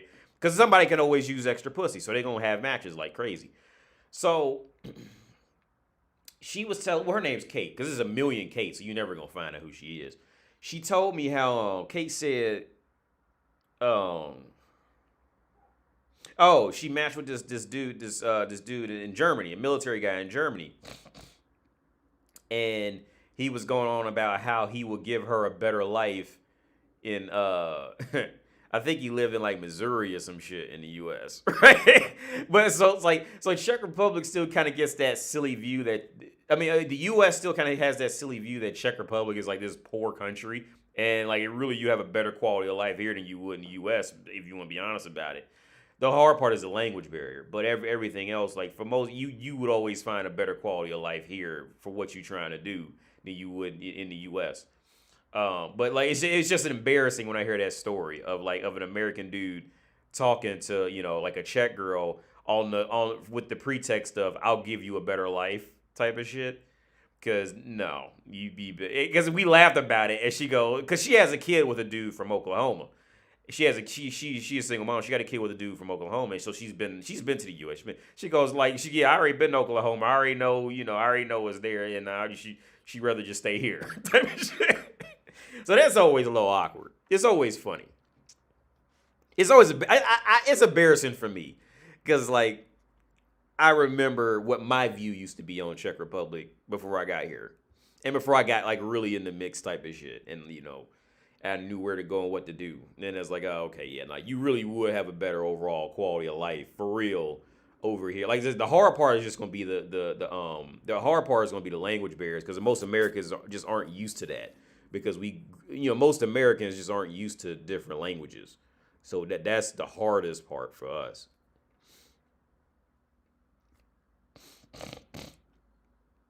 Yikes! That military guy need to visit a local brothel in Germany and get his mind straight. Yeah, with Dark Rebel, yeah, and the hard with the brothel shit, man. The hard like another hard part is like a lot of guys don't really understand the reality, because it's that brothel shit, man. Before I came to Czech Republic, my first thought of a brothel, the image that I had in my head was it was gonna be this just dark place with cigarette smoke everywhere, just filthy, condoms stuck on the wall, bitches is like sleeping in a room that's covered with a curtain type of shit, sleeping on them little cots that you sleep on when you be a kid, and they just be fat and like, just awful lingerie. I was imagining just like all that shit. And when I went in there, I'm like, yo, this place is clean as fuck. like I didn't expect it to look like that. And on top of that, I wasn't expecting that quality of woman to be in there because they don't because like I said, I didn't know how it worked before I got here, and I made friends and I started to know people and talk to people how it works. So how it works is I mentioned it before. This is why I say all the time, like one woman is nothing to be followed, man. Them girls they'll come from Turkey, Romania, Ukraine, whatever the fuck. And they'll fuck their way as much as they're trying to get further west. That's their whole directive. For the most part. North, you can say north too, because what's it, like Sweden shit up there? You can go north too. But north, N-O-R-F, north. But because there's a lot of money up there. But for the most part, you can bet that they're trying to head further west, right? And you'll get the cream. A lot of times you get the cream of the crop. Prague is like the cutoff point. Prague is the hub, right? Prague is where you're going to find, rich people and poor people all intermingling together. It's almost like a New York City type of, it's almost like a New York City type of thing for the most part. Like, rich and poor aren't terribly separated. Like, one street over you have rich motherfuckers and the next street over you have, it's not as intermixed as like parts in Buenos Aires where I went to, where it's like one street over you got like damn near poverty type shit, and the next street over it's not like that intermixed, but it's definitely closer to, I say like the quality of life here is like New York City, but not like the amount of people, definitely not the amount of people, but with the different cultures you're gonna come across, it's like New York City. But any advice on learning a new language as soon as possible? So you got to go to the country, man, and just do it. Because learning it from an app sitting in Colorado, I'm not saying you live in Colorado, but I mean you just entertain me. Learning from an app is just not going to do it, man. You got to go there. You got to just go to that country and take that crash. I mean, try, and don't get me wrong, like try it in the app, when you sitting at home, you just chilling in your crib. But go out. You got to go out. You got to go to that country, dude, and just get fucked up. Because here's the thing. When I was living in to answer the question, my advice is just to go to the country from hindsight. So my experience was this. When I first came to Czech Republic, of course, I think I tried learning a couple apps. I had no idea what the fuck I was doing in the apps. So I came here. I downloaded. I had Duolingo or some shit like that. I had that. And said I would sit at home and I'd try to learn Czech. But the thing is, you really can't learn Czech through an app. You will have like right now. I have a decent I know a lot of words in Czech, but my grammar is fucking awful. So, and on top of that, I think it's 7 variations of every word, depending on what you're talking about. 7 variations of it. And so even if you know all this stuff, actually going out and speaking it when it's crunch time is a whole different monster. Because I remember when I lived in when I moved out of Prague and I moved in with my ex-wife, we lived in Sadska. And then I moved. Sadska's out there by Poderbrady. Poderbrady, if you check, I always pronounce it wrong. Poderbrady, I don't know. But you know what I'm talking about. And then I moved from there to Česká Lípa, which is about an hour north, where you ain't gonna find not very many English speakers out there. Very rare. But I remember I would go when I first went to the grocery store, and being hit in the face with having to speak a language to get out of a problem when you have no experience in getting creative to explain what you want type of shit with hand signals or trying to play it out or whatever the fuck. Like, you have no experience. So it got to a point, man, like I would just get so frustrated. I just wouldn't go to the grocery store and just eat fucking bread for like 2 days because I just didn't want to deal with it. I just didn't want to deal with the chance of me having to talk, and have to go through something that in English could have been solved in fucking 15 seconds. Now turn into a 25-minute problem because now she went back and got somebody and got lost and came back out, and I'm trying to explain to them and they don't know what's going on, and she's telling him something but she's telling him the wrong shit, and now we gotta it could just easily grow to just this 30-45 minute dilemma that should have been 15 seconds at most to get through. But it's like you don't have any experience with it. So my advice is the crash course, man. You just got to go there, get fucked up. Shout out Duolingo, Mr. Emoji. Yo, what's up, man? What's up, Guns, nearest Guns? What up, AD? Just joined the stream. Yo, man, thanks for joining this stream. Poderbrady. Yeah, it's called it's spelled like Poderbrady. Poderbrady, something like that. Like Podbrady, but they spell it like a little different with their alphabet. Dark Rebel saw a sign on the interstate that told men not to watch porn, basically blaming men for all the women and children's problems. Didn't surprise me. Oh yeah, man. Dark Rebel. See, here's the thing. I started out the live stream talking about that. That's just how the world is, man. The world is just like if the world is literally at this point rigged up because here's the thing. The world is literally rigged up on glorifying pussy, right? That's how the world's rigged. The world is literally rigged up on this shit. On glorifying pussy and hoping that you may be in good graces with women to get pussy at a later date. That's what the world is essentially built up on. So with that being said, if a man is literally interested in anything that does not involve glorifying that woman over there type of shit, like the woman here, if a man openly likes anything that does not involve worshiping the one woman, he is immediately potentially womanizing, hateful, evil, blah, blah, blah, blah, blah, all that, right? Doesn't matter what it is. It doesn't matter. Doesn't make it be video games, all right? If you like anything that has nothing to do with a woman, woman will find a way to make you evil, okay? Because it's that fragile feminine ego, man. That's what it is. It's that fragile feminine ego. They can't handle this shit. Let me make this shit bigger. Hang on. They can't. They just can't handle it, man. Period. They just can't fucking handle it. Uh-oh. What am I doing? So like, See, so when it comes to the porn shit and all that, okay, yeah. Let's just take this off. I don't even think it's synced up right because it hasn't moved. It says I have like 35 this ain't even moving. I'm just gonna remove this. Or I'll tell you what, this is what I'm gonna do. Just move it under. So I don't fuck around and lose a whole live stream. Wait, is this, can y'all? Okay, there's the names right there. What's your opinion on the West shaming virgins? Well, you only gonna be shamed as a virgin if you a man. Women don't get to see. Women get that free card out of that shit.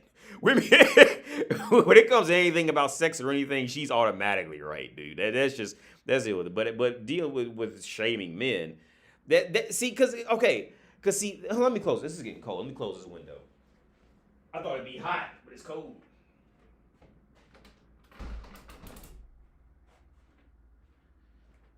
When it comes to that shame and women shit, I mean shame, like,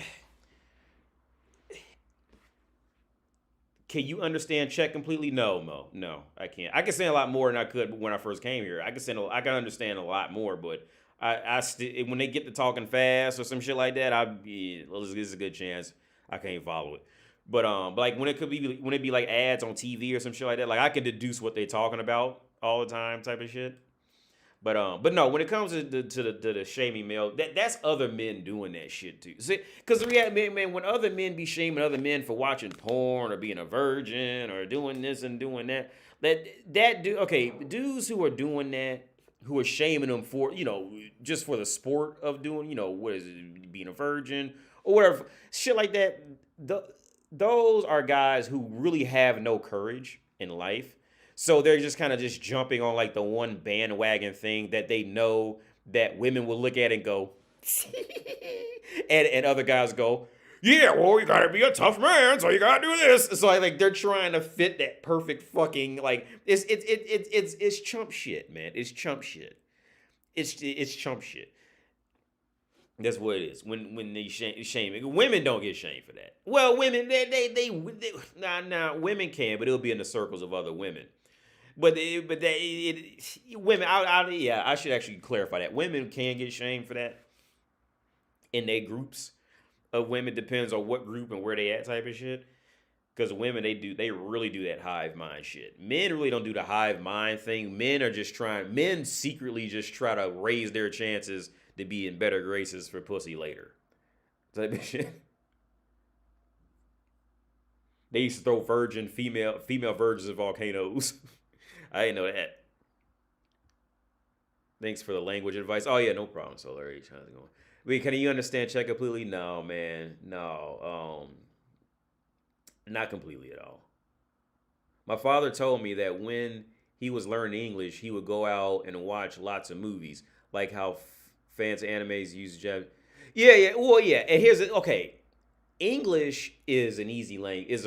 Everybody can agree that English is probably the easiest language to learn because the words don't really. Some words are difficult, like through, though. Some words can be difficult for most other, or pronunciations like the th sound of the, there, mother, father. Like that's usually that's difficult for most other language speakers. That th, they can't. That's just like that. That's a really difficult thing for them. So when you listen to a foreigner speak, like a lot, like don't get me wrong. There's some guys like I'm thinking of one right now. He had me completely fooled because he practiced that shit excellent. I never would have guessed that English wasn't his first language, but he seriously practiced it though. But more times than not, they'll say mutter, fodder, that type of shit. But for the most part though, the words, for the most part, English is typically the easiest language to learn. I don't know. I tried to learn Japanese a long time ago, but I forget why I even stopped. English is everywhere. Yeah, Mo. Yeah, Mo. Yeah, and that's the thing, Mo. Like wherever you go on Earth, wherever you go on Earth, you gonna find somebody somewhere who's gonna know some English. All right, and that's a luxury that Americans really don't understand that they have, Cause on the flip side, I remember when my ex-wife, I remember when her mama flew to the UK, because her mom was a professional singer. And I thought it was gonna be some bullshit. I still remember that. I thought it was gonna be some bullshit, and because her mom didn't speak English, but she was real cool. She cook and clean, all she do your laundry. If anything, I had to tell her, no, I'll iron my own shit. You don't have to iron it. Like I have to tell her, like, no, I'll do it. I don't. I'm a grown man. I can do it myself. She would come down and iron the clothes, cook, clean up. It was cool. Sometimes they get annoying. But I thought it was gonna be some bullshit when she was singing, because I heard she would go to, like, she was singing concerts, had to go to practice and all this. Yo, they gave me that CD. That shit was hot. Like, I played that shit all the way. It was classical shit, but I played that shit all the way through.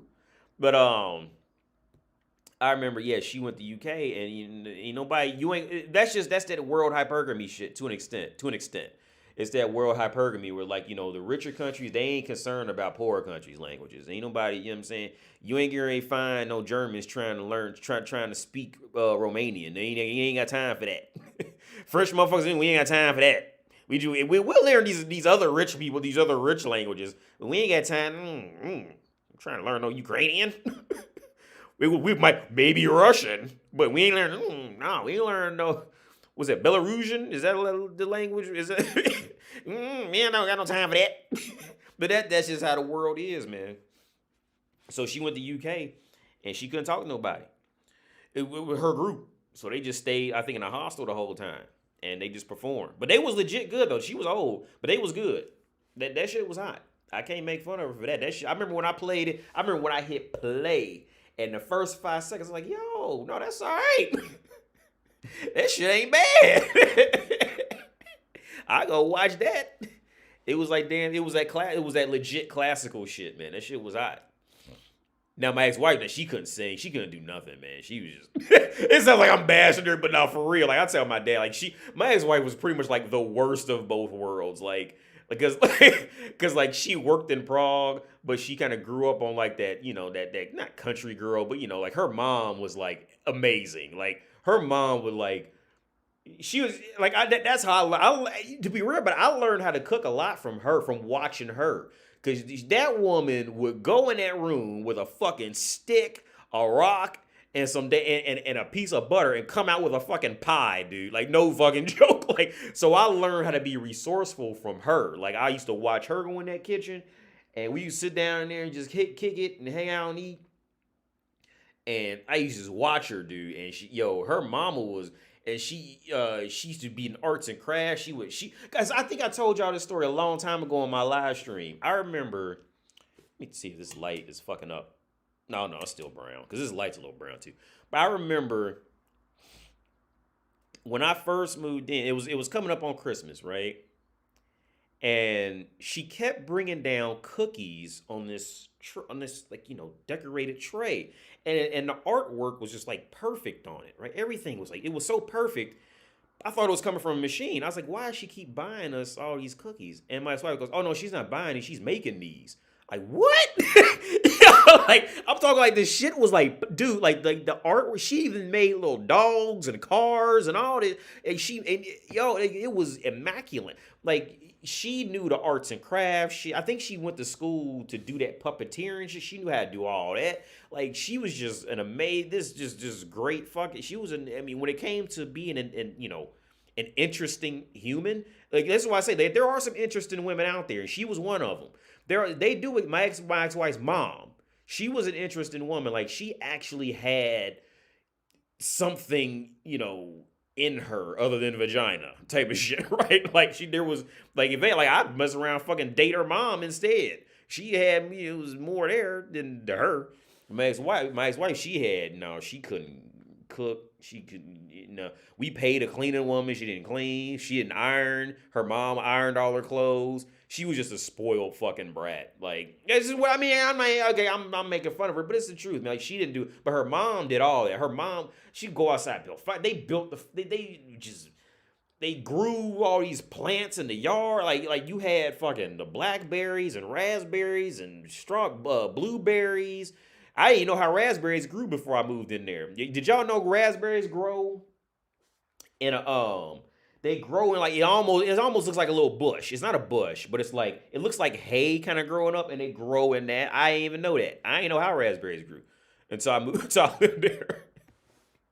But yeah, no, her mama was one. She was legit, man. Like I said, I learned a lot from her, for real. Like when it came to just like survival, and I remember she cooked pigeons. We ate pigeon. Y'all know that? Did y'all know you can eat pigeon? I think it was pigeon. Yeah, it was a little bird. I remember she would just she would just like she cooked pigeons, and you just have like it was just a whole tray of pigeons, dude. We would just go up there, sit up there, and eat, and she would do yeah, she had talent. Yeah, Mo. She was there. She had talent, man. What country area, in your opinion, is the best for men to live? We all know the West hates men at this point. I would say, I mean, just for, because I'm not trying to talk like I've been everywhere, but from the friends that I've met, I would honestly say, man, if you trying to move somewhere, honestly, if you're an American dude, if you're North American, I would say I would recommend stay away from South America for the reason that the America's weakness is that it's only one primary language spoken in that area type of shit. I mean, every country's gonna have that, but the Americas aren't flexible. So my recommendation I wouldn't fuck with South America. I mean, go down there to see what it is. But if you got a pension or something, the average wage down there is like $500 a month. So if you got like 500, you be all right.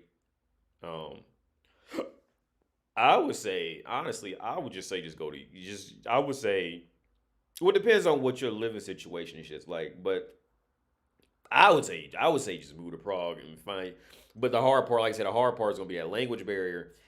And if you come, it's not a lot of scam artists, but there's going to be scam artists everywhere. Like, for example, I'm in the Facebook groups with these expats, and they always put these flats up for rent, right? Or to buy. But them flat groups, it's literally the same like as online dating. Like by the time motherfuckers gotta advertise some shit in online dating, like it's fucked up.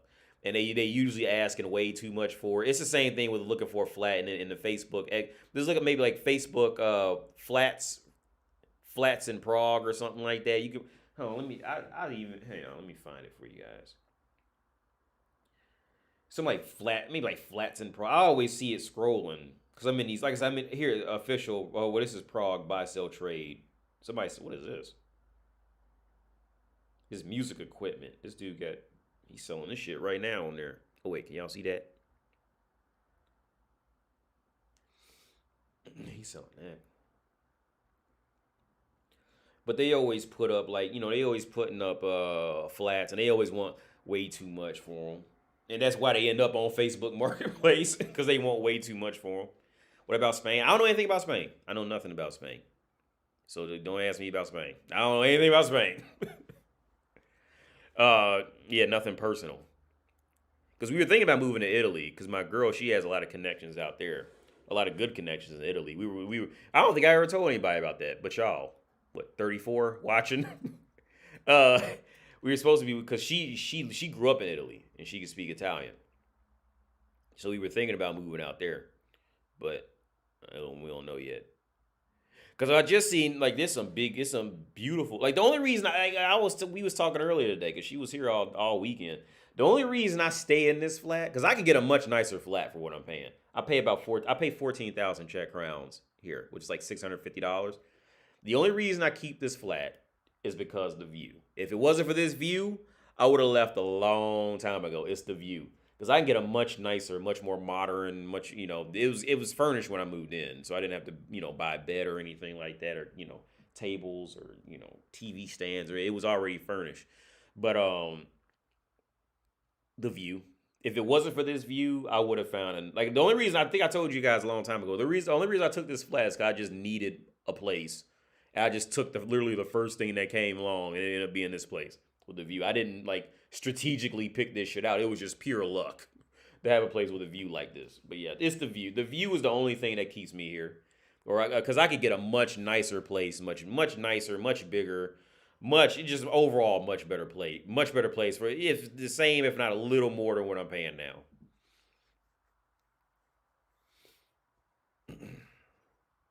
Pigeon is good for anemic people. Word.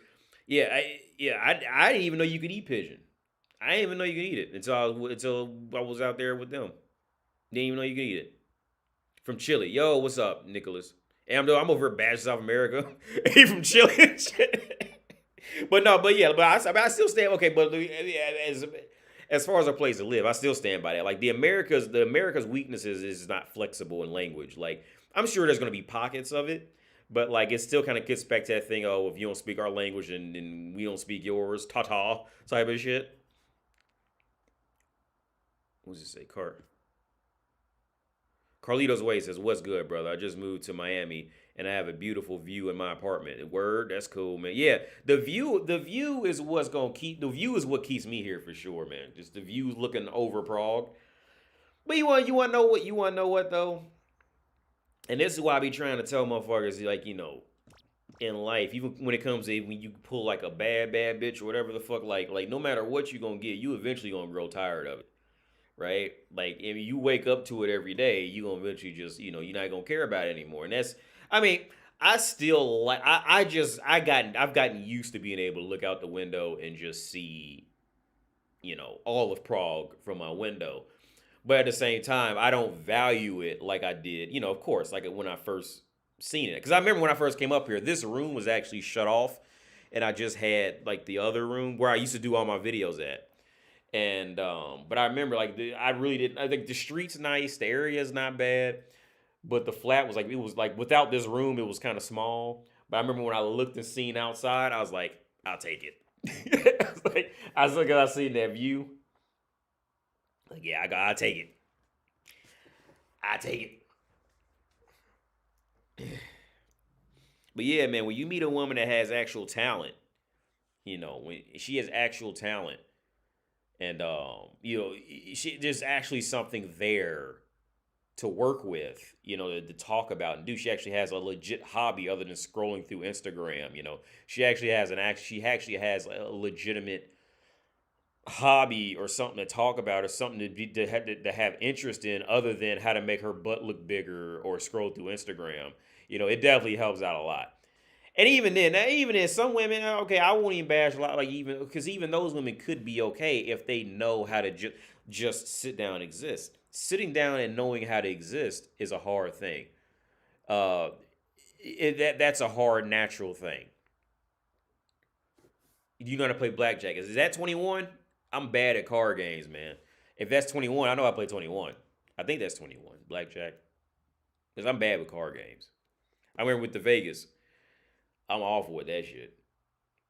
I went with a friend of mine. I was telling him to stop gambling because I ain't want to lose all his money. He ended up winning like $400 though, but I ain't want to lose all his money. He probably would have won a lot more for real, but I don't trust that shit. There's a reason why Vegas is still there, because they taking in more money than they giving out. I don't trust that shit. I don't trust that shit. They taking in more money than they giving out. And they ain't gonna discriminate with that shit. That shit will happen. I don't trust that. Y'all know when I went to Vegas, the only thing I played, weirdly enough, I was really good at playing the computer at blackjack. But when I went to go play like an actual, with a real person, I lost all my money. I think I had won like $50 playing against the machine type of thing at 21. But then when I went and played the actual table, I lost all of it. Like $60. But yeah. But yeah, no, but hey, where was it? Yeah, existing. Existing is a hard thing to do. Just sitting and just existing, like without that urge to like have to do something. Like, but it's a way it's a way, especially coming from a woman, it's the way she has to do it that makes it, comfortable. Because it can come off as, okay, she's just not an interesting person, or does she just feel like chilling? You gotta figure out which one is it. And a lot of bitches just aren't interesting people. Now, the reason why my situations work with girls when I'm with one is because I try to make it clear that she can just relax. All right. Because I'd rather people around me just sit down and just be comfortable than try to reach for something to sound interesting about type of shit, right? So I think that's where I kind of like, make it work. Clear's way says, I won money at the casino. I did not know Miami had casinos. I won $300 from $5 on the slot machines in Magic City. Word up. That's cool. Yeah, man. I did, I think when I was in Chescalipa, I ended up winning, like, I did about the same things you did in Chescalipa one time. I remember back in your old videos, you said never to ask a woman too much questions when hanging with them. Any advice on how to keep the convo going? Well, yeah, you don't ask her, because if you get to ask her too many questions, then she has to be a leader. And one thing every woman hates is to have to be the leader of something that she's considering fucking. Because if she has to be the leader, then she's the mom type of shit. And woman always wants to go up. Women want to fuck fathers. They don't want to fuck sons type of shit, right? It's just how they move. So how to keep the conversation going, man? How many me think?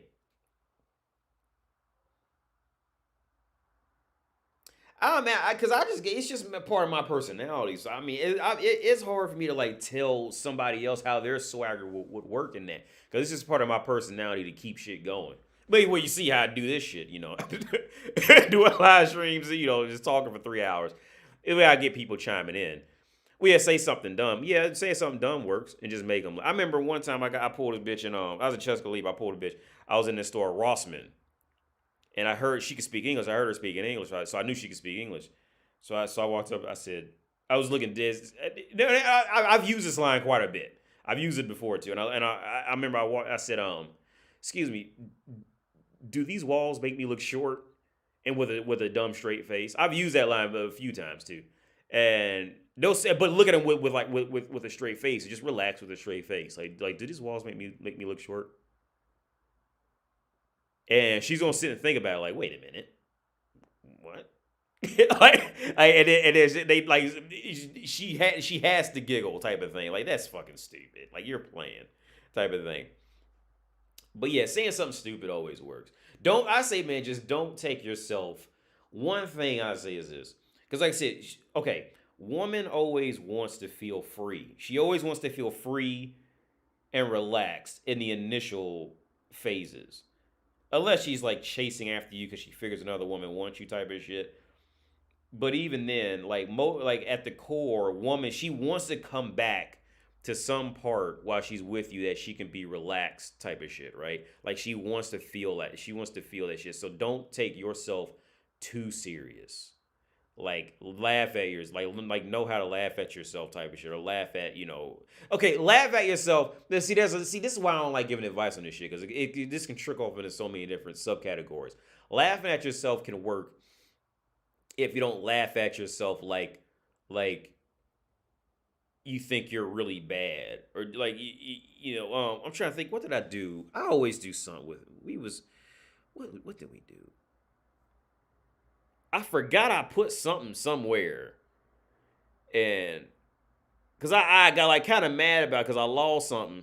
I said, yeah, I probably forgot I put it over there or something like that. like don't say like saying it like that is not like, oh, I'm just the worst human on earth or something. Like, oh, this is just what I do. Fuck it. And just move on. It's hard to explain this shit because it's how your swagger. Like, every guy has his own swagger and, different things, different, what am I looking for? Different ingredients get thrown into the mix for whatever reason. And, this is why I never try to sell myself as a dating coach, because I honestly believe there's no single way that I can tell. There's no single way that anybody can tell anybody exactly what to do and it will fucking work, type of shit. 100%. 80, do you recommend cold approach for someone that's starting to learn game? Simon Lewis, yeah. Simon Lewis. Okay, here's the thing. And this is a hard part about moving to another country too. Guys do not realize how disgusting it is to women. to ask for help. In a certain, well, see, this is a hard thing to do too, because I can make it work, but I get it, what they see in it.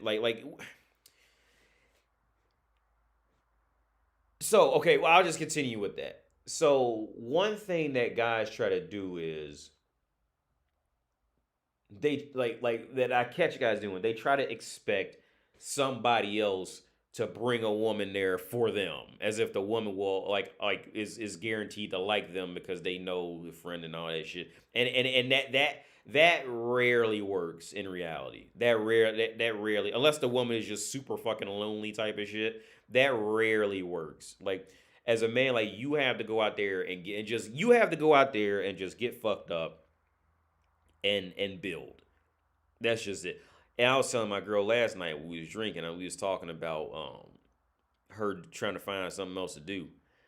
And I was telling her life is just a boxing match.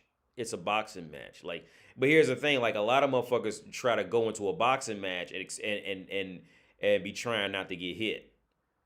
Like, don't get me wrong, like, nobody wants to get hit, but it's just that thing. It's a boxing match. Like, you're going, like, you gotta accept getting hit. Like, you're going to fuck up. All right. I told her that last night. Like, you're going to fuck up. It's not if and when you do.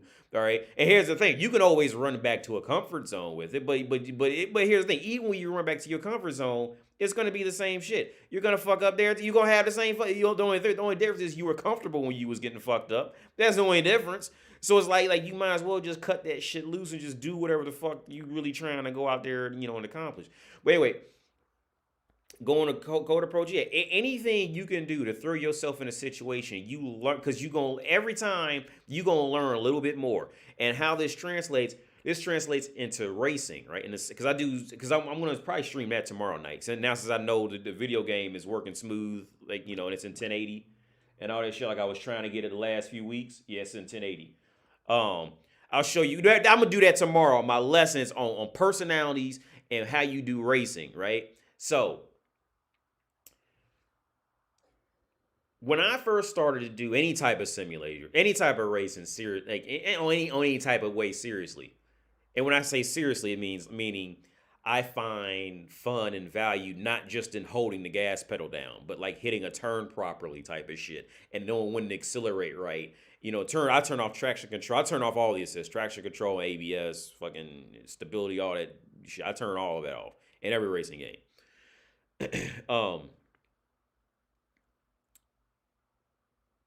When I first started, I would watch other people, stream. Because I think on the last live stream, I showed you guys that guy with his wife with that simulation rig. And I thought that people just knew all these tracks. I thought they just knew the track. Like, how did you know that turn was coming up? How did you know? Like, I'm in here fucking up. Like, I thought people just knew the track. Which, if you race, you know what I'm talking about. If you like racing, you know what I'm talking about. Like, you're gonna hit a point. It's sometimes like if you're trying to race on the Nordschleife, you just can't, like, it's almost impossible to remember every turn in that track. You just kind of like hit points where you just remember where a turn's coming, but you don't remember the whole Nordschleife, like, by heart type of shit, like you can other tracks. So when it first started to, I think I was watching Super GT.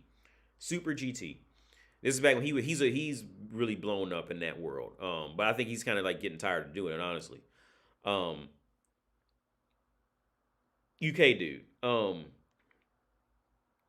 I remember I commented on one of his videos. I said, thank you for showing us, that you fuck up. Thank you for showing us that you don't know every turn on every track. And you actually, because he did a video where he showed himself learning the track. He's like run off the track here, because people don't show you that side of it. But this is just the reality of the world. Like, people don't, we don't go on Instagram and post, when we fuck up, when we're super embarrassed, or when we're like, panicking and all this shit. When we're genuinely doing it, we don't do that. So like, until you see somebody who does it and like let you know it's okay, like you like secretly you think like something's wrong with you for not, for going through that. So when I learned that, you actually have to practice laps and try to memorize the best you can and use whatever you can to make it work, that's when it started to click and I started to get it. It's like, oh, like now I'm really starting to dig, I'm really starting to like racing because I get it now. And I'm learning, I'm learning that it's okay to fuck up. It's okay to be fucked up. It's okay to, just miss a turn and hit a wall because, well, in a video game, it's okay because, you're not going to hurt anybody. And you learn. And every time you practice, you do a lap, you remember just a little bit more. Maybe turn 3, you remember, I could probably get on the gas a little bit earlier after turn 3. That's just shorten my lap time there. You probably gain time here and you'll get better, right? You're going to grow. Here's the thing, just like with racing, with practicing racing lines and shit like that, like the more you are going to get better. All right, you just might get better at a slightly slower rate or whatever the fuck. And then, just like in racing, some tracks are just your tracks, dude. Like people, they just can't. You are just really good at these 3 tracks. But these, like for example, with me, there's other tracks where I just every week on Gran Turismo, my rating goes down on some tracks because I'm just awful on them. And I know the track, but for some reason, I just don't. Everybody has like the track or the turn that they know how to do type of, and it's the same thing when you deal with bitches. Like some types of bitches, you just know what to do. You'll learn it. You'll get there, dude. Trust me, Simon. You'll get there. Like you'll learn it. You'll get there. Like you just have to just keep doing it. And at first you're gonna take it personal because it's it feels like a personal thing because it's you. You're gonna take it personal, but then over time, man, you're gonna see like, okay, yeah, it's really just you. It's really just a numbers game for real. It's just with women, you really have to do the shotgun effect. You had to do just shotgun, just spray pellets everywhere, fucking, and those who got hit deal with that type of shit. Whereas bitches can try more on bitches usually try more on sniper shit. All right, when it comes time for them to find somebody, bitches operate more on sniper level type shit. Where men have to do the shotgun effect, see what they get, and then work with that type of shit. Because if a man focuses on one woman, that never really works out right. And when women do that shot, when women try that shotgun effect, for guys who know, it's usually clear. They usually slip up somewhere and it's usually clear, like pretty early on, you can tell. And she'll slip up and say, tell on herself. Hey, AustriaDick, knowing the difference between bullying and goofing on yourself. Bullying and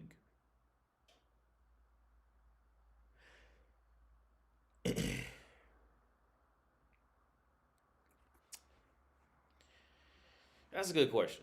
For me, bullying and goofing,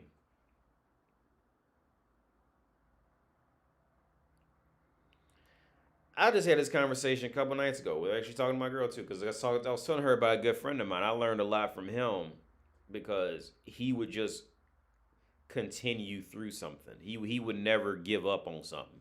Even if it was fucked up and bad, he would just finish it, right?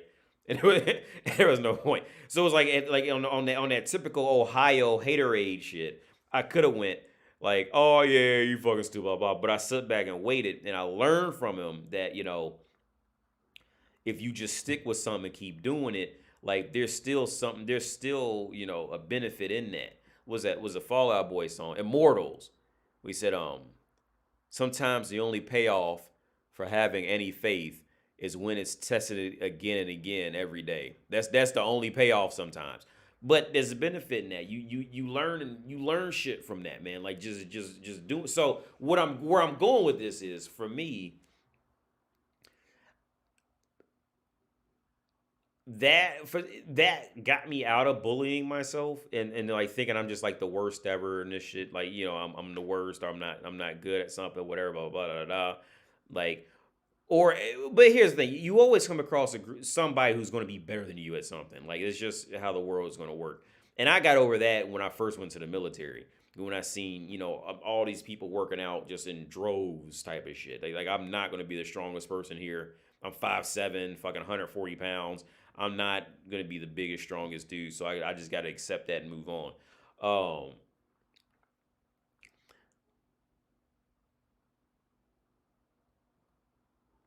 I say this, especially when you be out with a girl. Don't get like mad at yourself, or if you do get mad at yourself, communicate it to her. Don't let her figure it out, Because by the time because if she sits down and figures it out, well, she's just above you immediately, type of shit. If you were one of the types of dude that get the slamming shit, well, she's figured you out. At that point, a lot of times she's gonna see herself as above you, type of shit. Whereas like if you mad at yourself, communicate it to her. But when you communicate it to her, don't communicate it to her like you're looking to her for to fix you, type of shit. Just say like what it is, blah, blah, blah, blah, and then you move on from it. The number one thing you do, you just don't ever put yourself underneath the woman in a relationship. Because no matter how much they want to say it, like the opposite, like they do not want to lead you. They don't want to feel like they're above you. Because they're going to feel like they're your mother at that point. A lot of red pill YouTubers have mixed feelings and opinions towards code approach. That's why I asked. Yeah, man. Okay. So yeah, not for you personally. Okay. Well, yeah, that's just my thing with the code approach. I say, man, do it. I don't know why somebody would say don't do it. Maybe in some spots in the U.S. you could be seen as like hyper thirsty or something like that. Especially nowadays, since everybody's leaning towards Instagram and shit like that. But I don't see why somebody would really say, why somebody would have a mixed opinion about it. Why other guys could say like, maybe don't do it. I honestly don't understand why somebody would say don't code approach.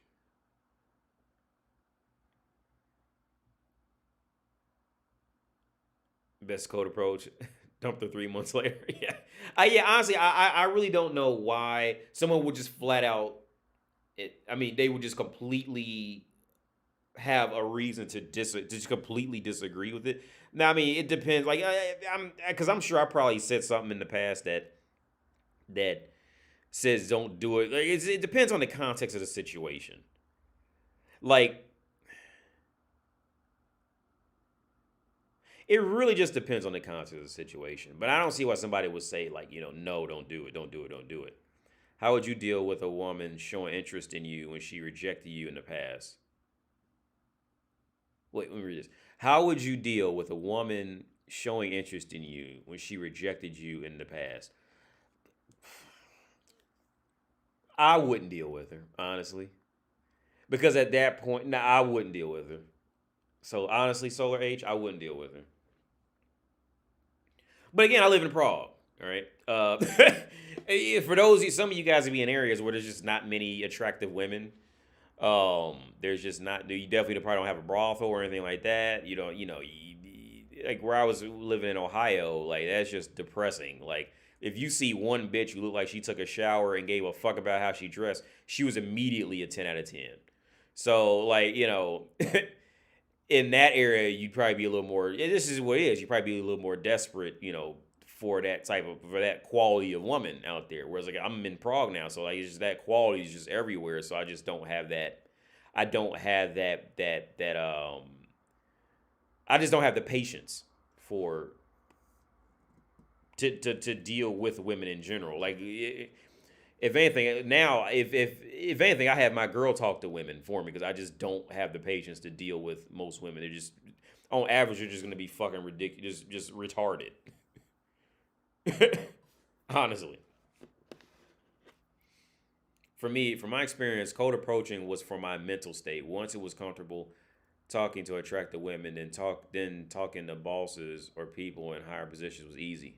Yeah. Because talking to a girl, it's just what it is, man. And the thing is, it never really goes away. Like you always gonna be at least most times, unless you figured out you had her before you approached her, type of thing. You always gonna be a little nervous on some level. All right.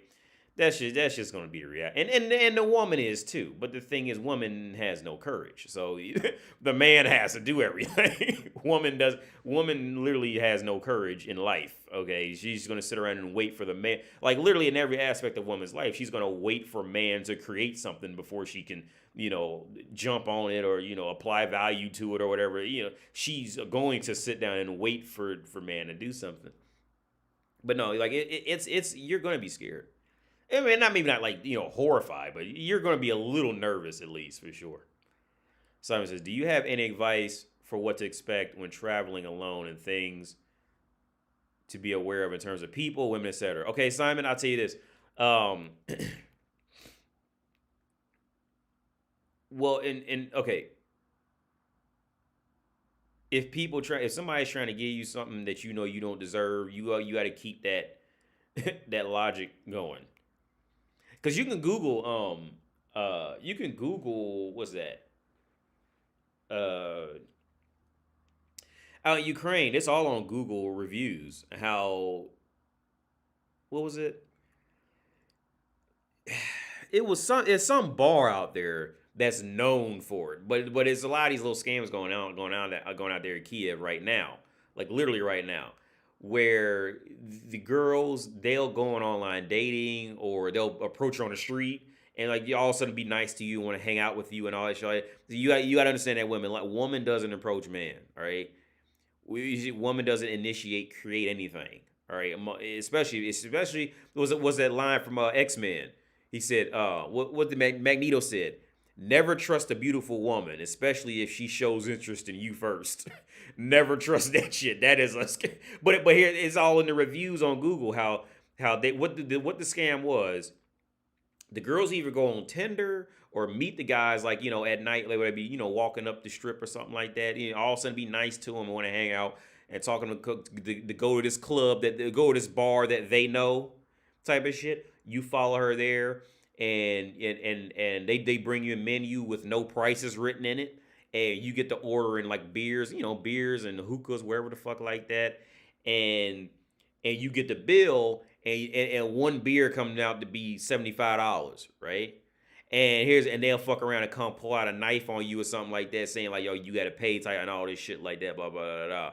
And that's the scam. Because when they bring out the alcohol, the girl, she'll order shit too, but she'll really just be drinking water the whole time because she's just staying sober till she gets you fucked up and then like have to go to the bathroom or something and leave you at the table. That's the scam that I read on. It's like, there's just tons of them. It's just story after story. It's just, and I remember one was like, I'm an African American, so I thought they did it to me, but no, after reading the reviews, it's tons of other people. It's like, it's just tons of, and I don't put it past them. I don't put it past the women there. I don't. It's just that it's that culture. It's just that I don't want to say it's that culture. What I say is this. It's what happens when a country is stripped down and beaten down, but women are still attractive. Women, they gonna do just as much, dirty shit as men will do, if not more. Okay. So always remember what you deserve in some shit and what you don't deserve. If anything, like I said, like what Magneto said in X-Men, never trust a beautiful woman, especially if she shows interest in you. Don't trust her. All right. Happened to you in Russia. Oh, word, that happened to you in Russia. Someone on YouTube exposed it. Word. and it'd be it'd be sad too, because I remember I was this was when I wasn't sure if I could come back to Prague. This is when coronavirus was really taking off and the bans was happening. You couldn't go travel anywhere anymore, right? And I remember I was sitting at this bar, this outdoor bar, and this big American white dude was sitting there with a translator and this pretty bitch across from me. And like, dude, like everybody knows what that is, man. Even the pretty bitch, like she there trying to get some money out of him. That's all. Like, for the life of me, I don't understand why. I don't understand why guys go to Ukraine, go looking for Ukraine or Russia looking for a bride. Well, because the bitches look good. That's why. But if you can't communicate with this bitch,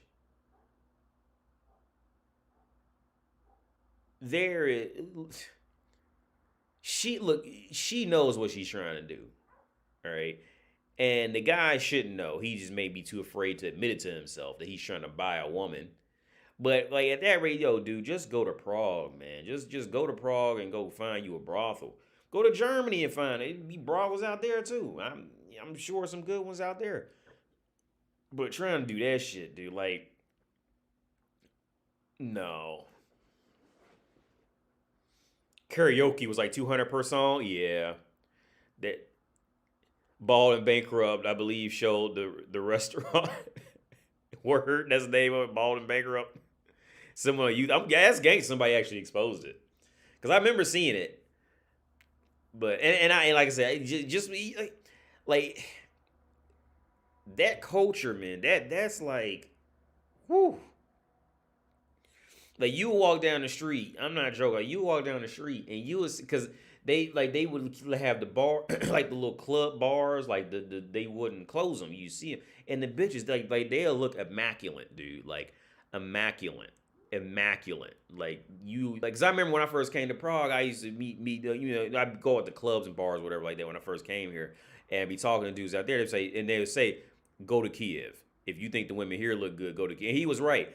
The women in Kiev made the women in Prague almost look like American women, for real. And not because that fat shit, but the effort they put into how they look. Now the Prague bitches look good though. Don't get me wrong. You still gonna have some dime pieces walking around, but them Kiev bitches, they go that extra mile. Cause and this is just why I be trying to tell motherfuckers all the time, like all the time, dude. The first thing poor people want you to think is that they not poor, right? So, and this is why I was just disgusted with Kiev. I do want to go back and just hang out because the average wages is like, like $300, $400 a month. So I'll go back there and just chill, just eat, the fancy desserts and shit like that and just kick it. But the reason why I would be disgusted with Kiev, man, is that if the average wage in your country is $300 per month, why the fuck you got a Louis Vuitton store in this motherfucker? Are y'all motherfuckers that damn greedy and just fucked up? but with the motherfuckers I know out there, like they say, yeah, like the education, we don't even work like that out there. Like you go to university out there, it's not like it is in the U.S. where like you know what I'm saying, out there they hire people they know, like it's on that severe click shit. Like it's severe to where like they'll fuck around and just destroy the quality of work because they hired their homies in there. Not motherfuckers actually know what they doing, but they hired their homies, they homeboys to come in there and do it. But it's that thing, like the first thing poor motherfuckers want you to think is that they not poor. So they gonna do anything they can to get Louis Vuitton, Dolce, all the name brands to make you think that they not poor. And it's fucking, it's just, for the black people, man, yeah, it's nigger shit. It's just niggerish. It's niggerish. That's what it is. It's just white niggerish. That's all it is. That's all it is. Like that's why I just call that white Nigeria. That's what I call that shit.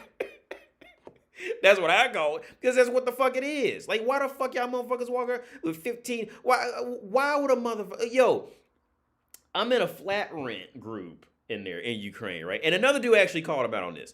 They was trying to rent a flat for $1,400. And the dude said, look, y'all motherfuckers are ridiculous. If somebody gonna spend $1,000 a month to live in Ukraine, you would just move to a better fucking country. Let's just call a spade a spade. You would just move to a better country, okay? If you gonna spend $1,000. And what, like me living in Prague, if I was gonna spend $1,000 a month for rent, I'd just move to Germany. Okay, and I'll just come to Prague and hang out. If I was gonna do that, which I'm not gonna do that, but if I was gonna do that, I would just move to just a better country at that point. But Prague is like the perfect middle zone for everything. And that's why I stay here. I'm gonna go pee, man. I gotta use the bathroom. I'm gonna go pee, man. I'll be right back. Let me hit this break time. Be right back. Ooh, girl, I am rich and I am sexy. Don't you want to be like me and have rich men want to fuck you too? Well, stay tuned. Hi, my name is Jamilia Musayayava, and I can teach you how to have rich men want to fuck you too. Are you ratchet as fuck? Do you stink? Do you smell bad? Are you bad at dressing? Well, pay attention to my quick and easy steps on how to get men, rich men that is, to fuck you, or at minimum, buy you shit.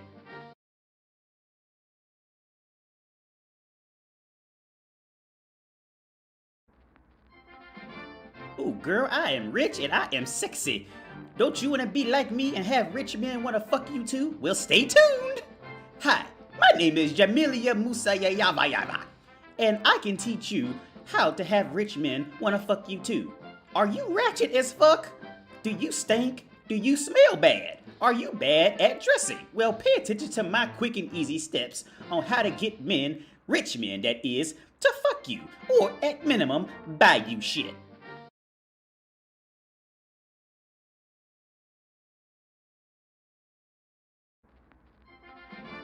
Ooh, girl, I am rich and I am sexy. Don't you want to be like me and have rich men want to fuck you too? Well, stay tuned.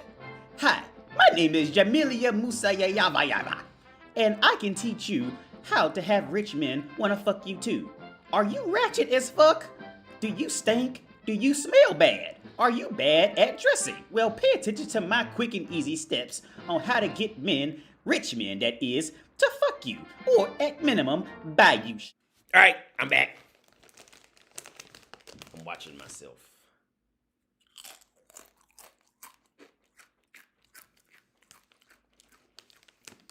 White Nigeria. I always say it again.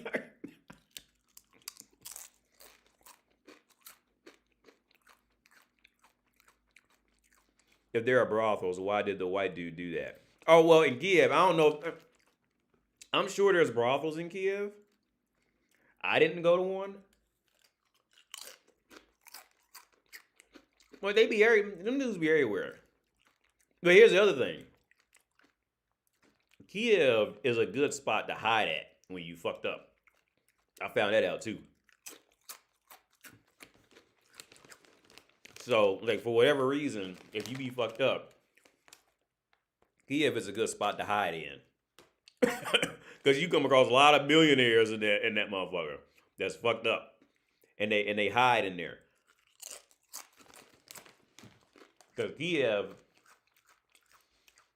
is on that side where it's not a rich country, but it's not a poor country. It's not a poor. It's a poor country, but it's not a poor country. Meaning, like, yeah, the streets, they all paved and all that shit. You ain't gotta worry about dirt roads and shit like that. But they poor enough to where you can pretty much do whatever you want if you got a few $1,000s in your pocket. All right? You do whatever you want. It's one of them type of places. And like I said, it'd be a lot of rich motherfuckers there hiding out, for real. Like no joke. It'd be a lot of and you know what'd be funny? What I think is hilarious about Ukraine, because I still be in the group. Like, them motherfuckers love real estate. like that is like like, that's just the shit. Like, them motherfuckers be on it. You know what they out there doing? And this seems to be the common thing of the world, right? That I've seen. The same thing happens in Prague. The natives are trying to sell some junk to the wealthy foreigners, because the wealthy foreigners are trying to be exotic and buy shit and buy junk there. And the natives are trying to get the fuck where the wealthy motherfucker who bought the junk. That's something that seems to be a world thing. That seems to be like a consistency.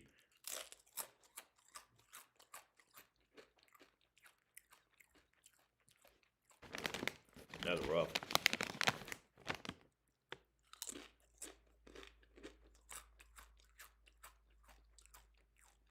Oh, Julian, oh, word? Is that it?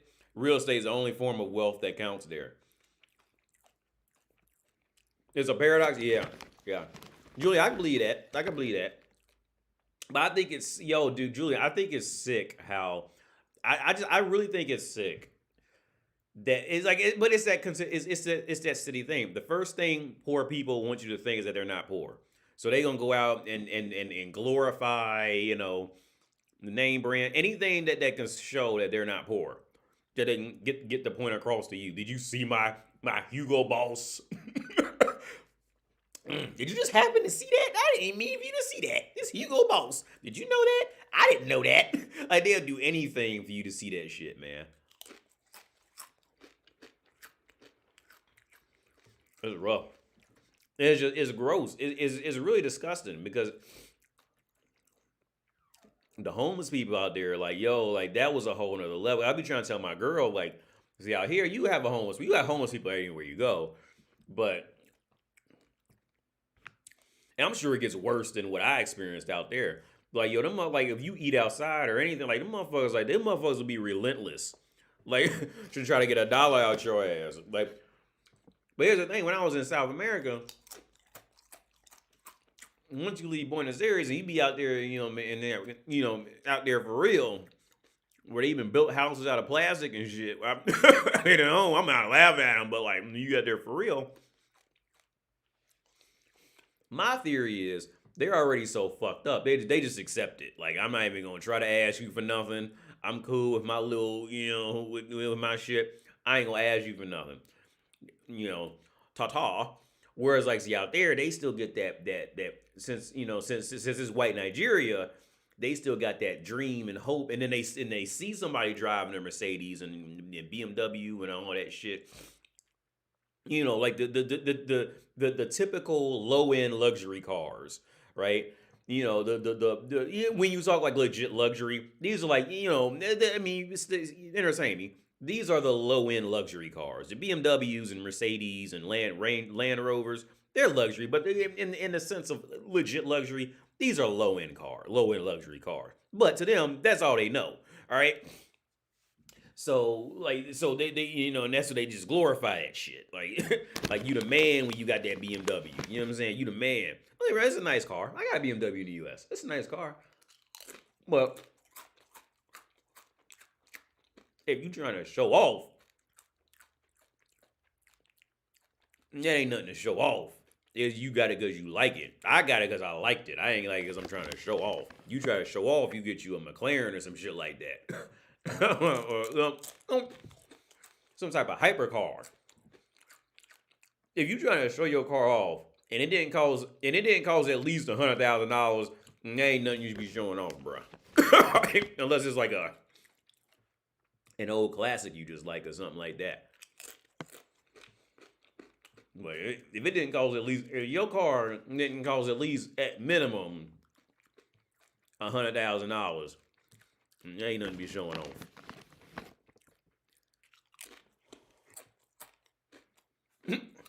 BMW is nice that check engine light come on.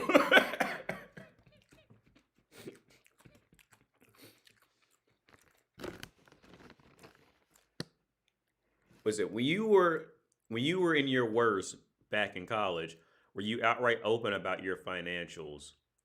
I used to be really open about that. But then I stopped.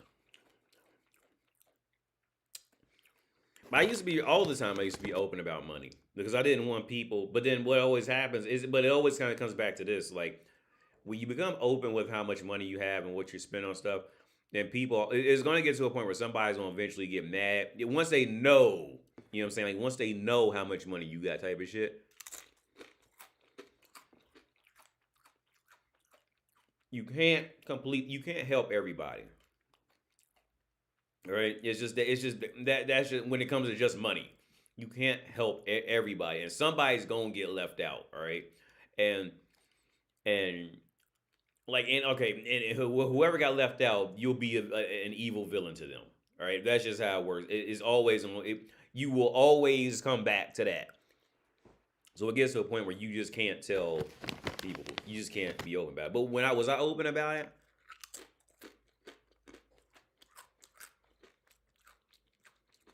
well, back then we were all poor as fuck.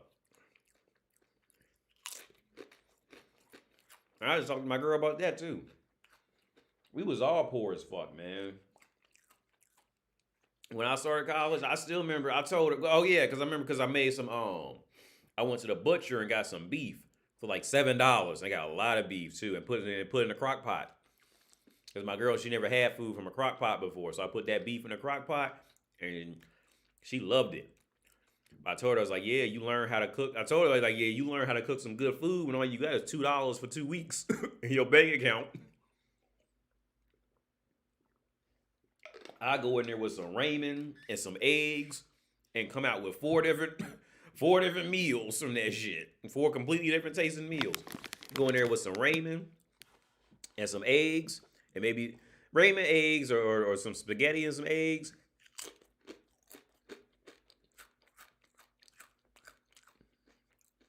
Get you some lentils. Get you some lentils. I love lentils. They give me gas, but I love them. Get you some lentils, some eggs, some ramen, or some spaghetti. Both of them are good deals. Pack of hot dogs, but hot dogs give me gas too. But I get a pack of hot dogs.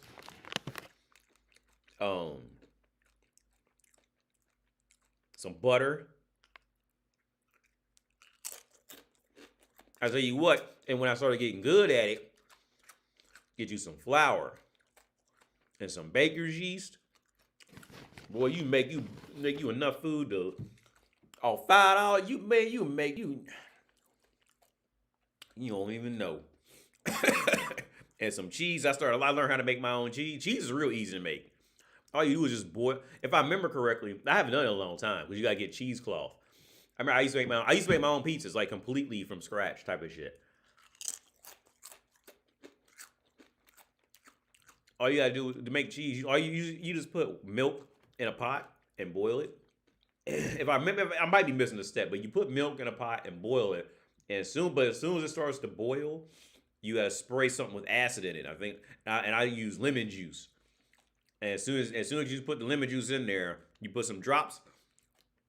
You go watch it start to coagulate a little bit, start to come together, and then you got to pour it out in this cheesecloth. Now, when you pour it out in that cheesecloth, like all that liquid's gonna go through it, and it's gonna keep the actual, a lot of the cheese that's, it's gonna keep the solid part in. That's the cheese, and you gotta let all the excess leak out, right? That excess is actually the whey protein that they use for protein drinks, if I remember correctly. That's actually what so pretty much when you drink a protein shake and all that, all that is just the part of milk that poured through the cheesecloth, and it just probably like just dehydrated it, maybe added like a multivitamin to it and put it in a pot and sold it to you for $20.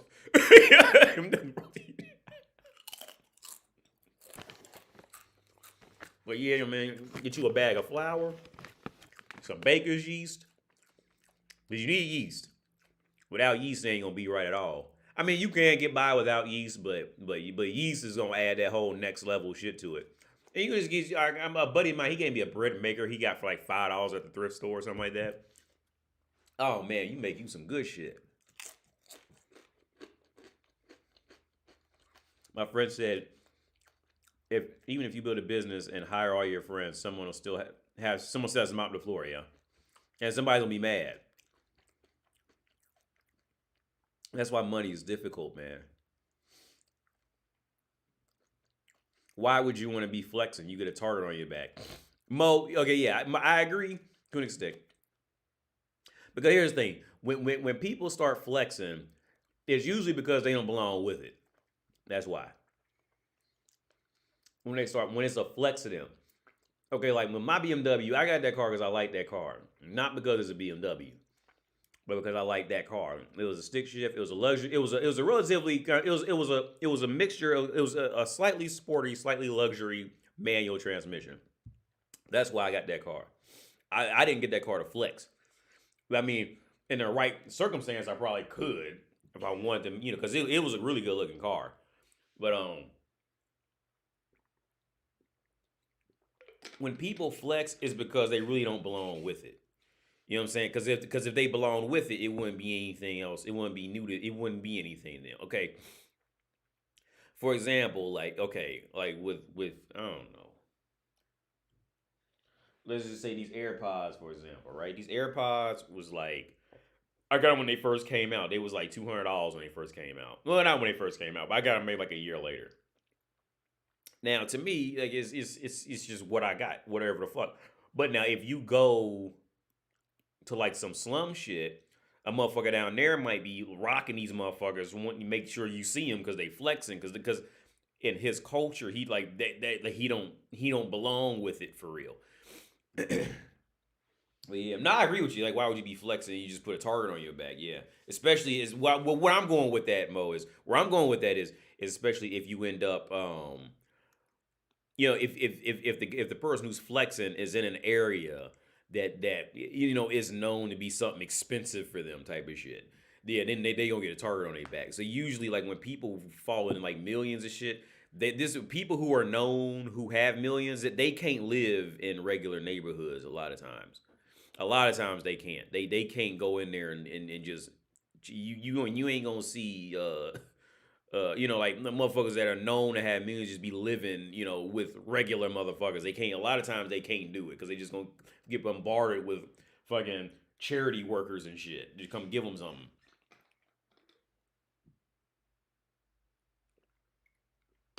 What Kevin says. Oh, if so, okay. How did they react? I guess you mean Julie. I guess you mean the girls. Well, everybody, Julie, if you're referring to the financial when I was in college, everybody's broke as fuck. Especially the college. I went to Sinclair Community College when I started, and everybody's broke as. Most people are gonna be broke as fuck in there. Back then, like when you be 20, man, if you just got your own place, like you good. When you be 22, when you be 20, 21, 22, if you just got your own flat, your own place where you got a key to, you can go in and sit down and do whatever you want, type of shit. You ain't got roommates and all that. That you are automatically above a lot of other dudes, and that from 22 years old and down.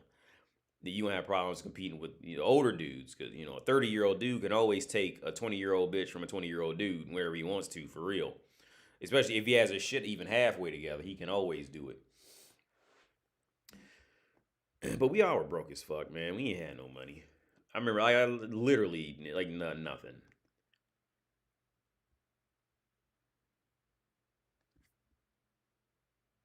Man, it's so hard to get a decent job as a community college student.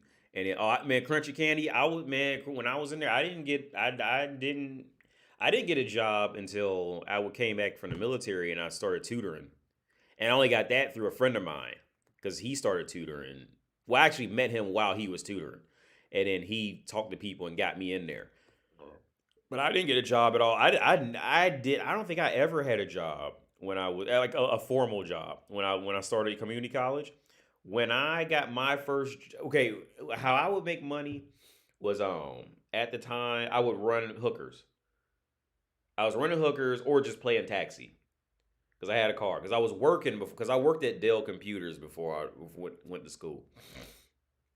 I had a car, but I remember when I left the homeless shelter, I got my first apartment, this little studio.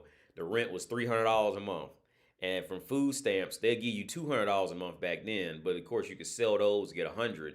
So that was $100 towards rent. And then they give you $50 if you were going to college. You as a poor person going to college. So I had $150 for rent right there. And I had to just make the rest of the money. So even back then, like I couldn't even take out student loans that would amount to anything because I was still technically, under my dad. So I wouldn't get any student loan money. So I just ran. Just did odd, informal jobs and just hustled and fixed. And I fixed computers later on the back end of all that. But yeah, I did that for 3 years. Then I went to the military, came back, and I started tutoring. But some people they get in there and they get a job right away at a community college, working in the library or something like that. No, I never found a job that whole time. You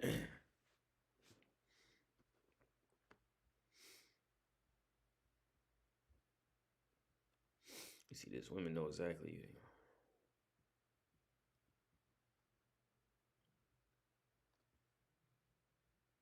Here, people are only broke if they were out of town. I was a native, but still broke, which made me semi-insecure. But here, Julian, that reminds me of what I was going to say earlier.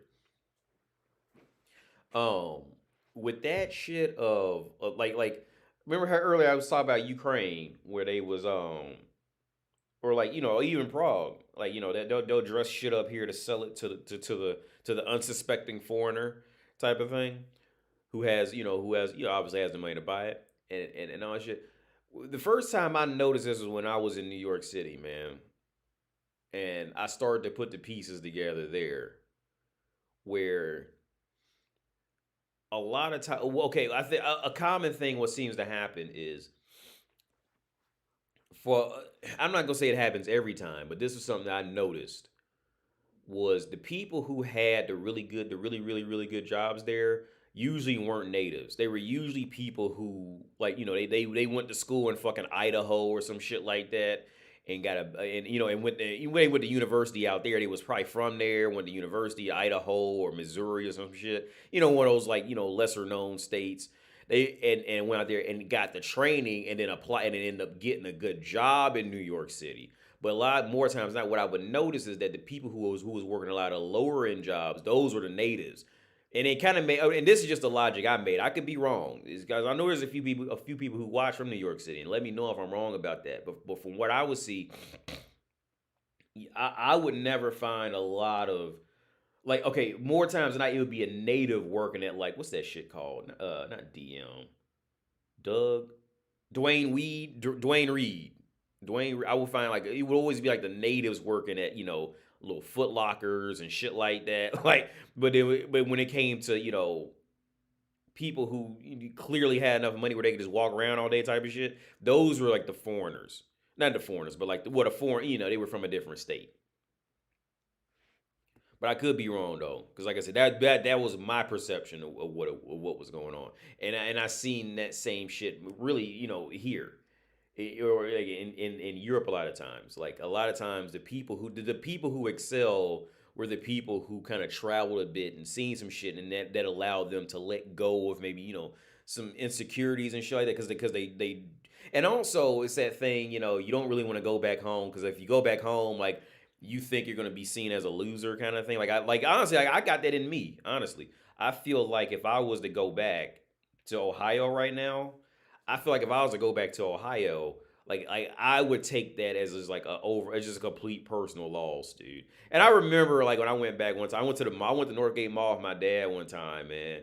And just seeing the physical quality of woman just walking around, and this is after me, like, being in Europe for a while.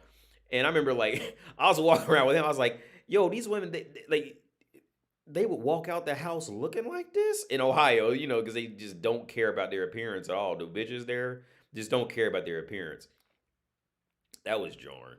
But yeah, to go back to Ohio and just deal with that shit again, that's probably what caused me to go crazy last year when I went back, was just experiencing that shit again, going back to it. So, like, honestly, to me, man, like, I feel, and I'm sure I'm not the only one. Like, so it kind of pushes the individual to try more and try harder and become more creative in what they're doing. It'll push them to keep them from having to go back. So, like, a lot of times, like that, like, that's why they end up becoming, like, much better, faster, stronger, smarter type of shit. Is that evolution? Whereas, like, when you be at home and you comfortable, you know what I'm saying? You in that comfort just makes you weak. Was Bane said that shit. Victory has defeated you. Like, victory will defeat you. You know what I'm saying? So when you be a native in a place, you know everything, you know what's there. Like, you don't feel that fire to get up and and try to be what. And you can say the same thing about American bitches versus Prague bitches. The same thing. Okay, see, American bitches, they in their home, they on their home court. The American bitches, if as long as they stay in America, they can run the game. But see, them bitches, they come to Prague, they can't run the game over here. Because Prague gets that outside influence. See, them bitches from Belarus out here trying to suck some dicks to get somewhere. Them bitches from Romania, Ukraine, and Turkey, they out here trying to suck some dicks, wear skin tight leather pants and suck the right dick. They out here, see, them bitches, they'll put on that, them Turkish bitches, they'll put on that eyeshadow and curl their lashes every time before they go out just to go run to the store real quick. They'll do it because they got to get more creative in how to survive out here. You know what I'm saying? Where American bitches, they don't have to do that because they in their home court. They stay home. They don't have to, become better. They don't have to try.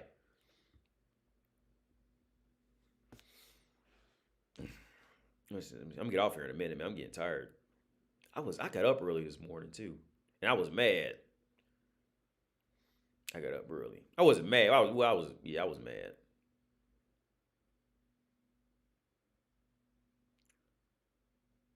Put your in the driver's seat if you caught on. Yeah, people only broke if they were right. Oh wait, I'm reading the same shit. Wait, see, it's not updating. I'm not getting all the. Okay, I gotta read the actual live stream because this Dark Rebels last post didn't even make my fucking Streamlabs section. Okay, AD, I was the same a few weeks ago, returning from Germany. The airport immediately made me feel down. Fat broads and I'm just, oh yeah, underdressed. Oh, dark rugby. I remember when I flew back. Okay, when I first flew back to the U.S., I had to go to Florida first to do this thing for counseling. But for my profession is counseling. But now I didn't need counseling. I had to go do something for it. But you know, that reassurance that you can do it and all that shit like that. I forget what it's called now. But I remember I had to go through Atlanta first in the Atlanta airport. And like I remember when I got in there, it felt like I was in a homeless shelter. Because, like, you know, when you go to an airport, like in France here or something like that, oh, bitches are dressed, you know, they put effort in. I was in the Atlanta airport. These bitches wearing baggy fucking leggings and looking like it felt like I was in a homeless shelter. And I remember there was these two white girls with babies. It was holding them. And they was actually dressed, you know, they were dressed to where like, okay, they looked, you know, clean and put together. But I had to remember, like, yo, I'm in America. These bitches are dime pieces out here. Like, just because they clean and showered and, you know, had their hair just, because they're kind of like, you know how they kind of like, you know how, you know, especially white bitches in the U.S., like, when they know they look good, they try to kind of act like they're like this, like, you know, like this perfect show type of shit like that. Like, they was doing that, and I had to remember, like, yeah, I'm in America now, so yeah, they think they're fucking, you know, they're the Kardashians out here, you know, in this airport, just because they clean and just because they're legit clean, took a shower, gave half a fuck about their makeup and straightened their hair, they're automatically, you know, royalty out here type of shit. ATL is gross in general. I have been to Atlanta a long time. I got family in Marietta. Well, I used to. I don't know if they're still there. It's been a long time since I've been there. But I got family all in Georgia, in Columbus, Georgia too. Yeah. Somebody used to watch. He knew my cousin because he played football. He's a real athletic dude. Both of them big as fuck. They're all bigger than me now. I'm literally. There's only one person in my family who's smaller than me. That's my aunt. She's like 67. She's the only person in my family that's smaller than me. Everybody else is tall. Everybody else is bigger than me. I remember my little cousin. I always tell this story because I remember he was a baby and he was in this. You know, for those of you who got kids, this is just another story. But like for those who don't, this is kind of funny. Like he was in, he was in the rocker. He was a baby. He was, you know, and he was like crying, like, wah, wah, wah, and just fell out, like immediately just fell asleep, like no, like no warning or nothing. And I'll tell everybody this, so because now he's like fucking 6'3", full thick beard, you know, big motherfucker. He's not fat, but he's big. He was real athletic like his dad. Everybody in my family is bigger than me, man. Like I said, except even my little female cousin, even my niece is bigger than me. My niece is bigger than me. My nephew's bigger than me. Everybody is bigger than me except my aunt, who's like 67. And if she was like younger, she probably shrunk because she's gotten older. If she was like younger, she'd probably be bigger than me too. I'm just as small as a motherfucker. ATL's pretty much Black Hollywood with some ratchet stuff going on. I never got a full grasp on Atlanta. And to be honest, as I got older, I just didn't like it as much as I did when I was younger. Probably because I had, you know, little cousins I used to play with type of thing. But after I got older, man, I just did. I told you about the Russian family I stayed with when I was down. And we were in Tucker. There was like, Tucker is technically about, because I used to drive to Atlanta from there. Tucker is about 15 minutes, I'd say. About 10 to 15 minute drive from Atlanta. Yeah, I was in Tucker a lot. But it was like this subdivision down there, so we had a whole life in there pretty much. Yo, Taurus, how's it going? But yeah, I never get Atlanta is just a wide and spaced out. It's just a really like people's like Los Angeles is totally that whole, you know, that it's not like New York where all the buildings go up. It's like everything's out. Atlanta is like Los Angeles, but also if you were to separate it by like huge highway, like long distances on highways too. Like It's just this. It's just. I never got a proper grasp on Atlanta, man. Never. I never did. D says, oh yeah, 5'10", 150. Damn, did I miss the mark? Yeah, man, I got tired. Like, it's partially I didn't got tired, and partially because I wanted to move on to like play something else. I'll probably play Gran Turismo tomorrow night. But yeah, but no, but it did stream much better than it did. I finally fixed it. So we play a couple more levels. I'm gonna get off here because oh shit. Oh, I gotta fix all this. Okay. I'm getting tired. I tell you what, let's just go ahead and just move. Let's just.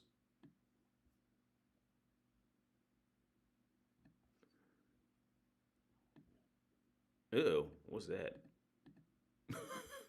Y'all can't see this. I'm trying to move my shit. But, okay, here we are. Let's just move this up here. Just because I finally figured out. Oh, shit, what I do. Okay. Oh no! So it's finally moving smooth. Watch it be fucked up now that I said it's moving smooth.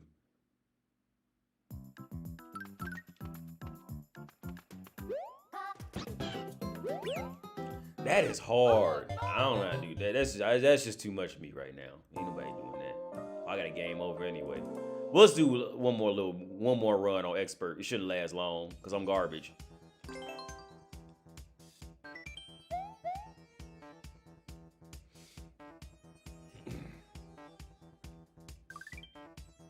Let's go!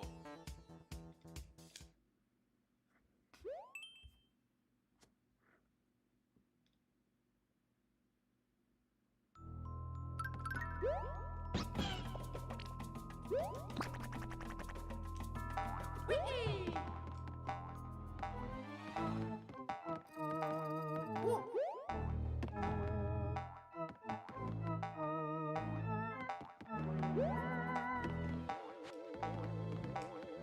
Yeah.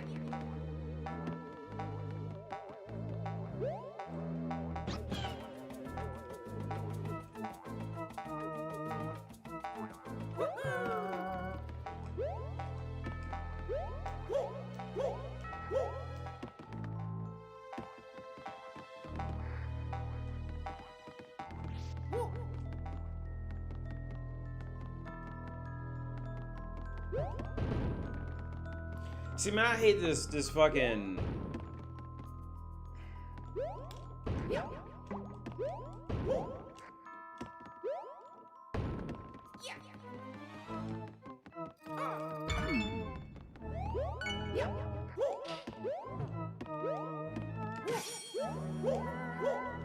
So why is that? See, that's confusing me. You see, y'all see that? See, with that yellow shit and the half squares, it usually means you have to do something right there. That's what's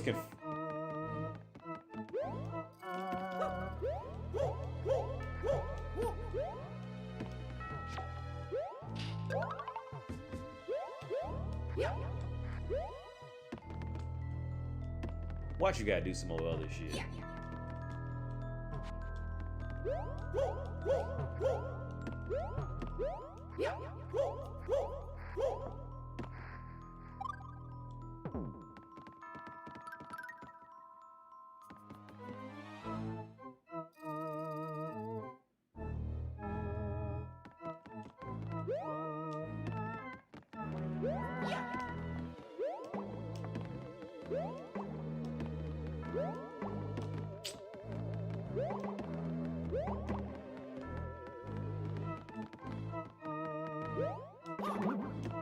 Yeah, you had to bring Yoshi.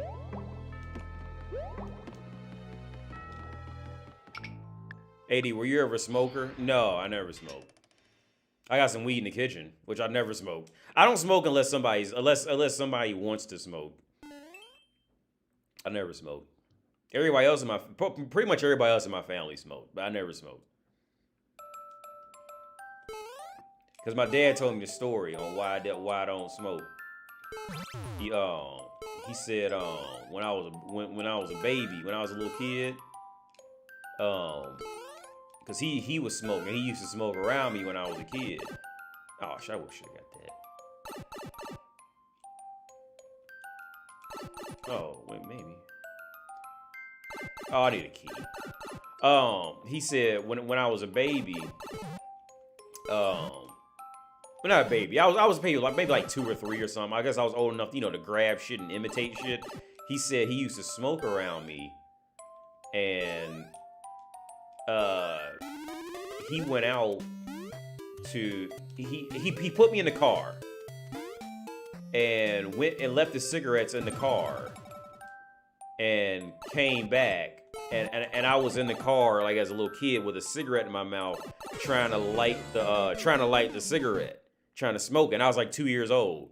And he said he's seen that, and then after that he never, even now he won't smoke it. Even now he's 65 and I'm 35 and he still won't smoke in front of me. Like he'll still hide it. Like he's just that dedicated. Which is a cool thing to be dedicated about. Don't get me wrong, but he's that dedicated. Like, not yet. But that's an admirable thing to be dedicated about, though. Oh, it's just coins in this motherfucker. Oh, I gotta get coins to finish this shit. But no, I don't smoke.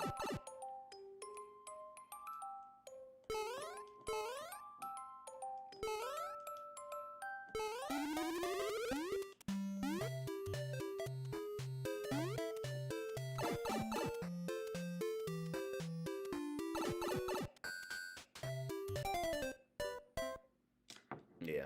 I was hoping maybe it was like some, something I could run on down there or something. Wasn't nothing down there. And I do not know where I'm going to get 350 coins from. This is...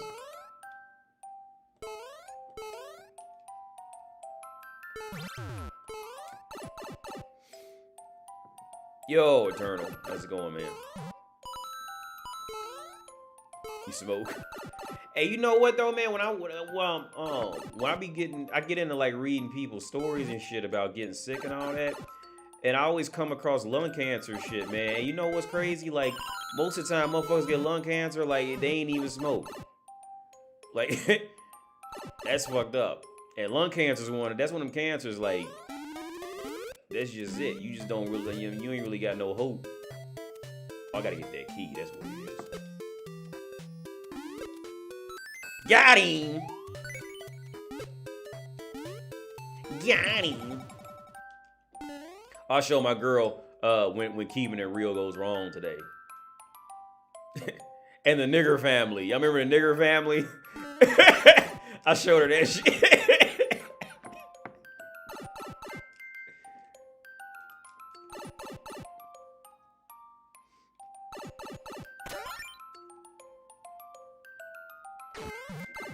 Watch this kill me.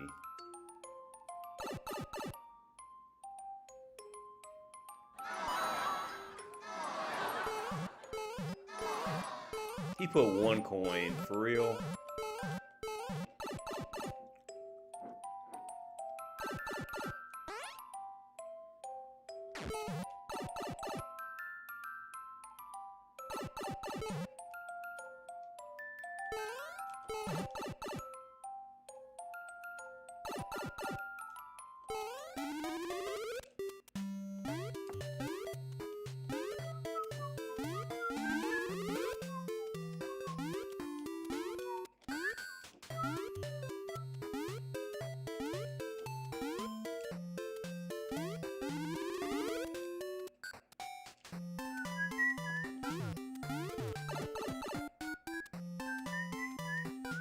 Oh, yeah. Oh, I can't get out. Oh, this is it for that level. I can't get out.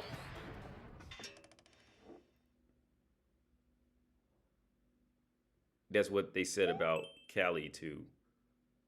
Oh, Callie wasn't made for growth. Hey, D, you ever... Oh, no, I just read that.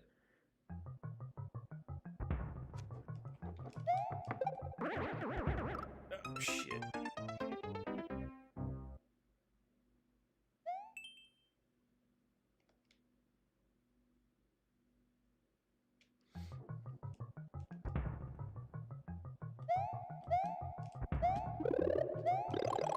And you probably be better off not being big in this one.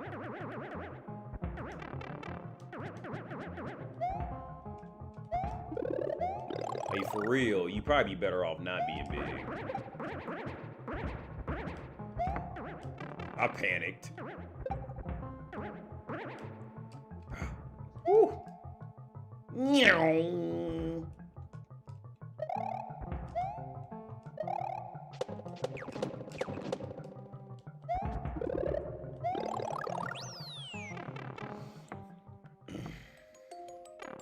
Oh shit.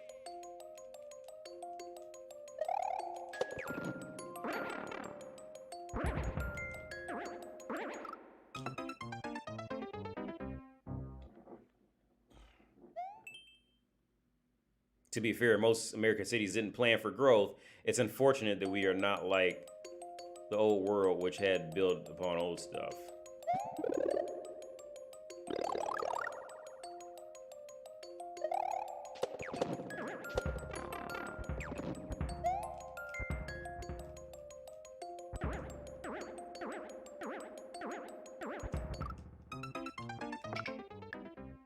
I hate upside down levels. Hate them shits.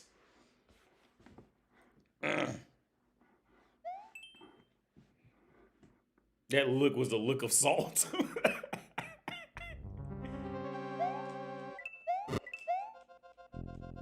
Is it gonna come out? Okay, stop.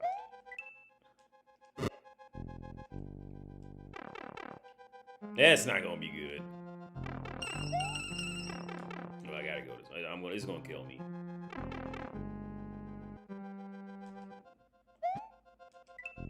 Oh, okay.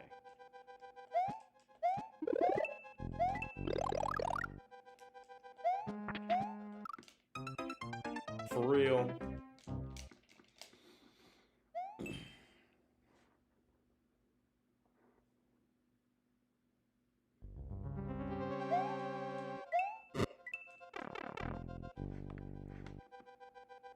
This level really ain't that bad. I'm just bad. You should play some Call of Duty on stream. Yeah, I'll probably pick up something. Or that Halo Infinite is on that xCloud. I might play that tomorrow.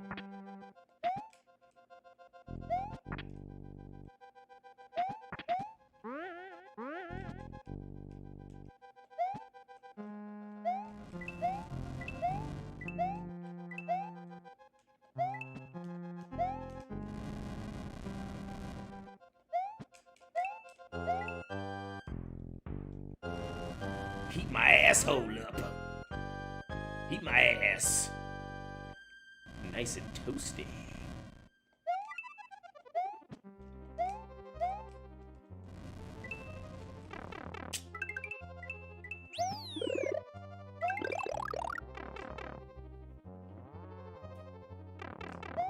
I'm so garbage at first-person shooters, though.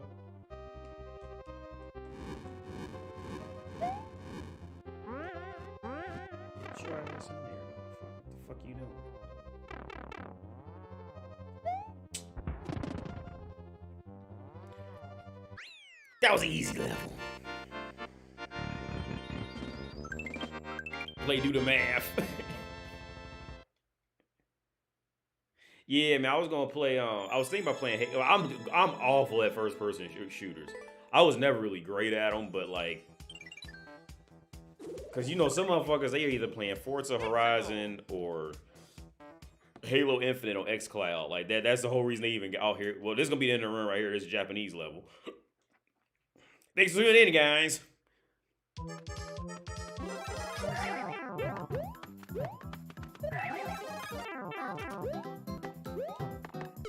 Oh no! Thanks for tuning in, guys.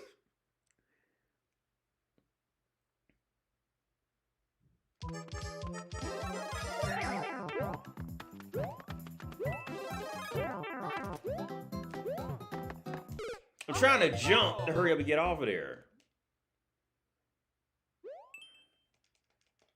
We gonna ride this out. See what happens.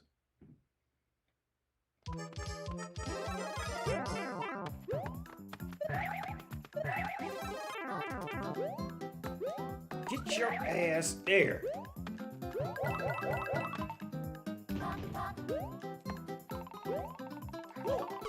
Yo, I could do that, man. I fucked that up. I panicked because I didn't know what to do.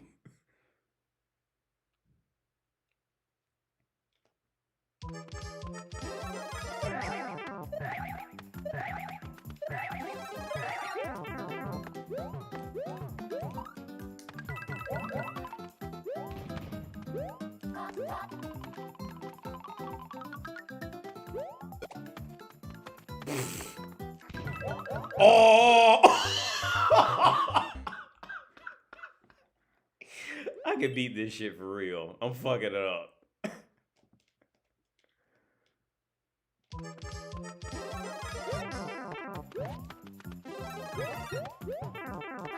Get your ass in here.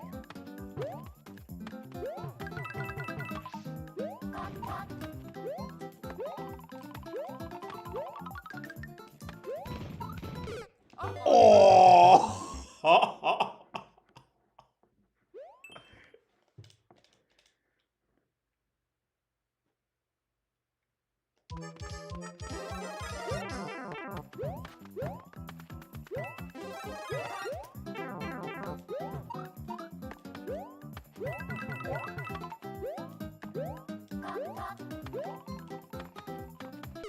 Oh, I'm stupid. Okay. I don't think I could do that. Because I think you can't, I think you have to be big, that way you can get hit. Because I don't think you can, or you gotta just get it like perfect.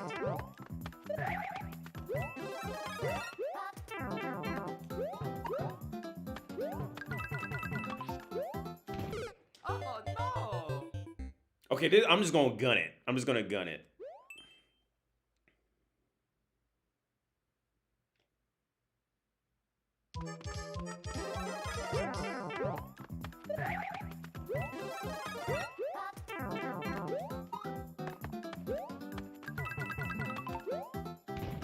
Oh, Fucking.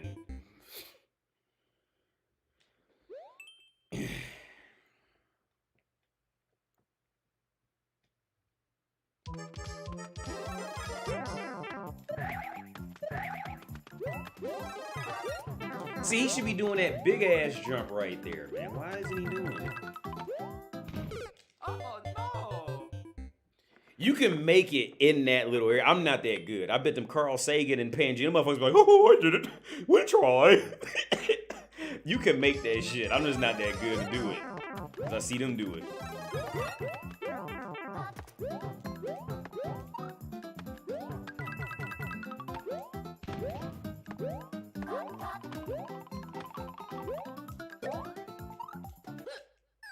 Yeah.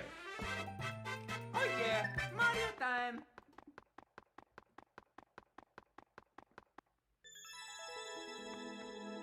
What does Veep Note mean? It just came on my TV.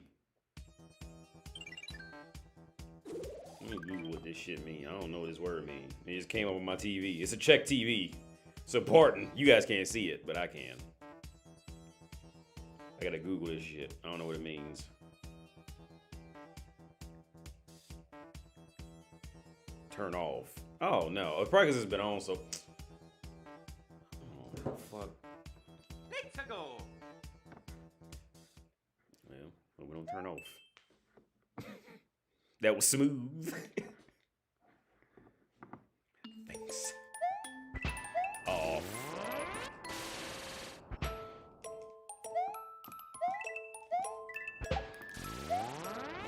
Yo, I'm jumping. I'm like pressing the jump button. I hate these sand levels, man, because it should. I don't want to waste my last life on this.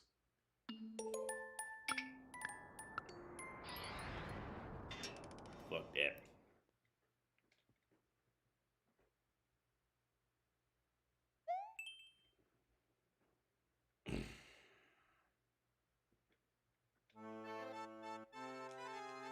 Now watch her do some old silly shit.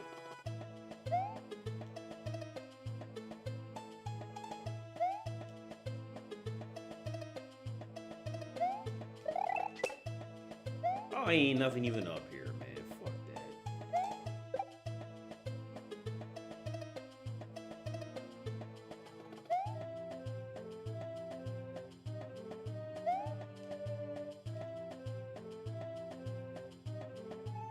Yo, for real? I can't even make that. Watch I airball this shit. Watch I just completely whiff this shit. I'm gonna try to run and land on that on the on button beneath. I don't think I can make that. Oh, he might get it.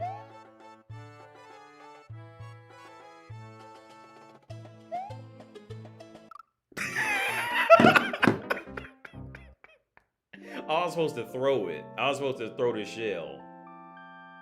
Which I'm too bad. I couldn't figure that out.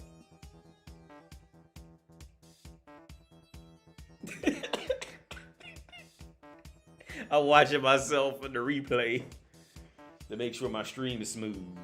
But anyway, y'all, it's 9:53, man. How'd you mess that up? I guess I'm not that good at Mario. Anyway, I'm out here. Thanks for everybody who tuned in, man. Appreciate it. And I'll be back tomorrow night with Grant. I'm gonna have to move to PlayStation so I can play Gran Turismo online, so y'all can see how I be playing online with other people. Hey, yeah. So I'm out of here, man. Y'all have a good night. Ta-ta.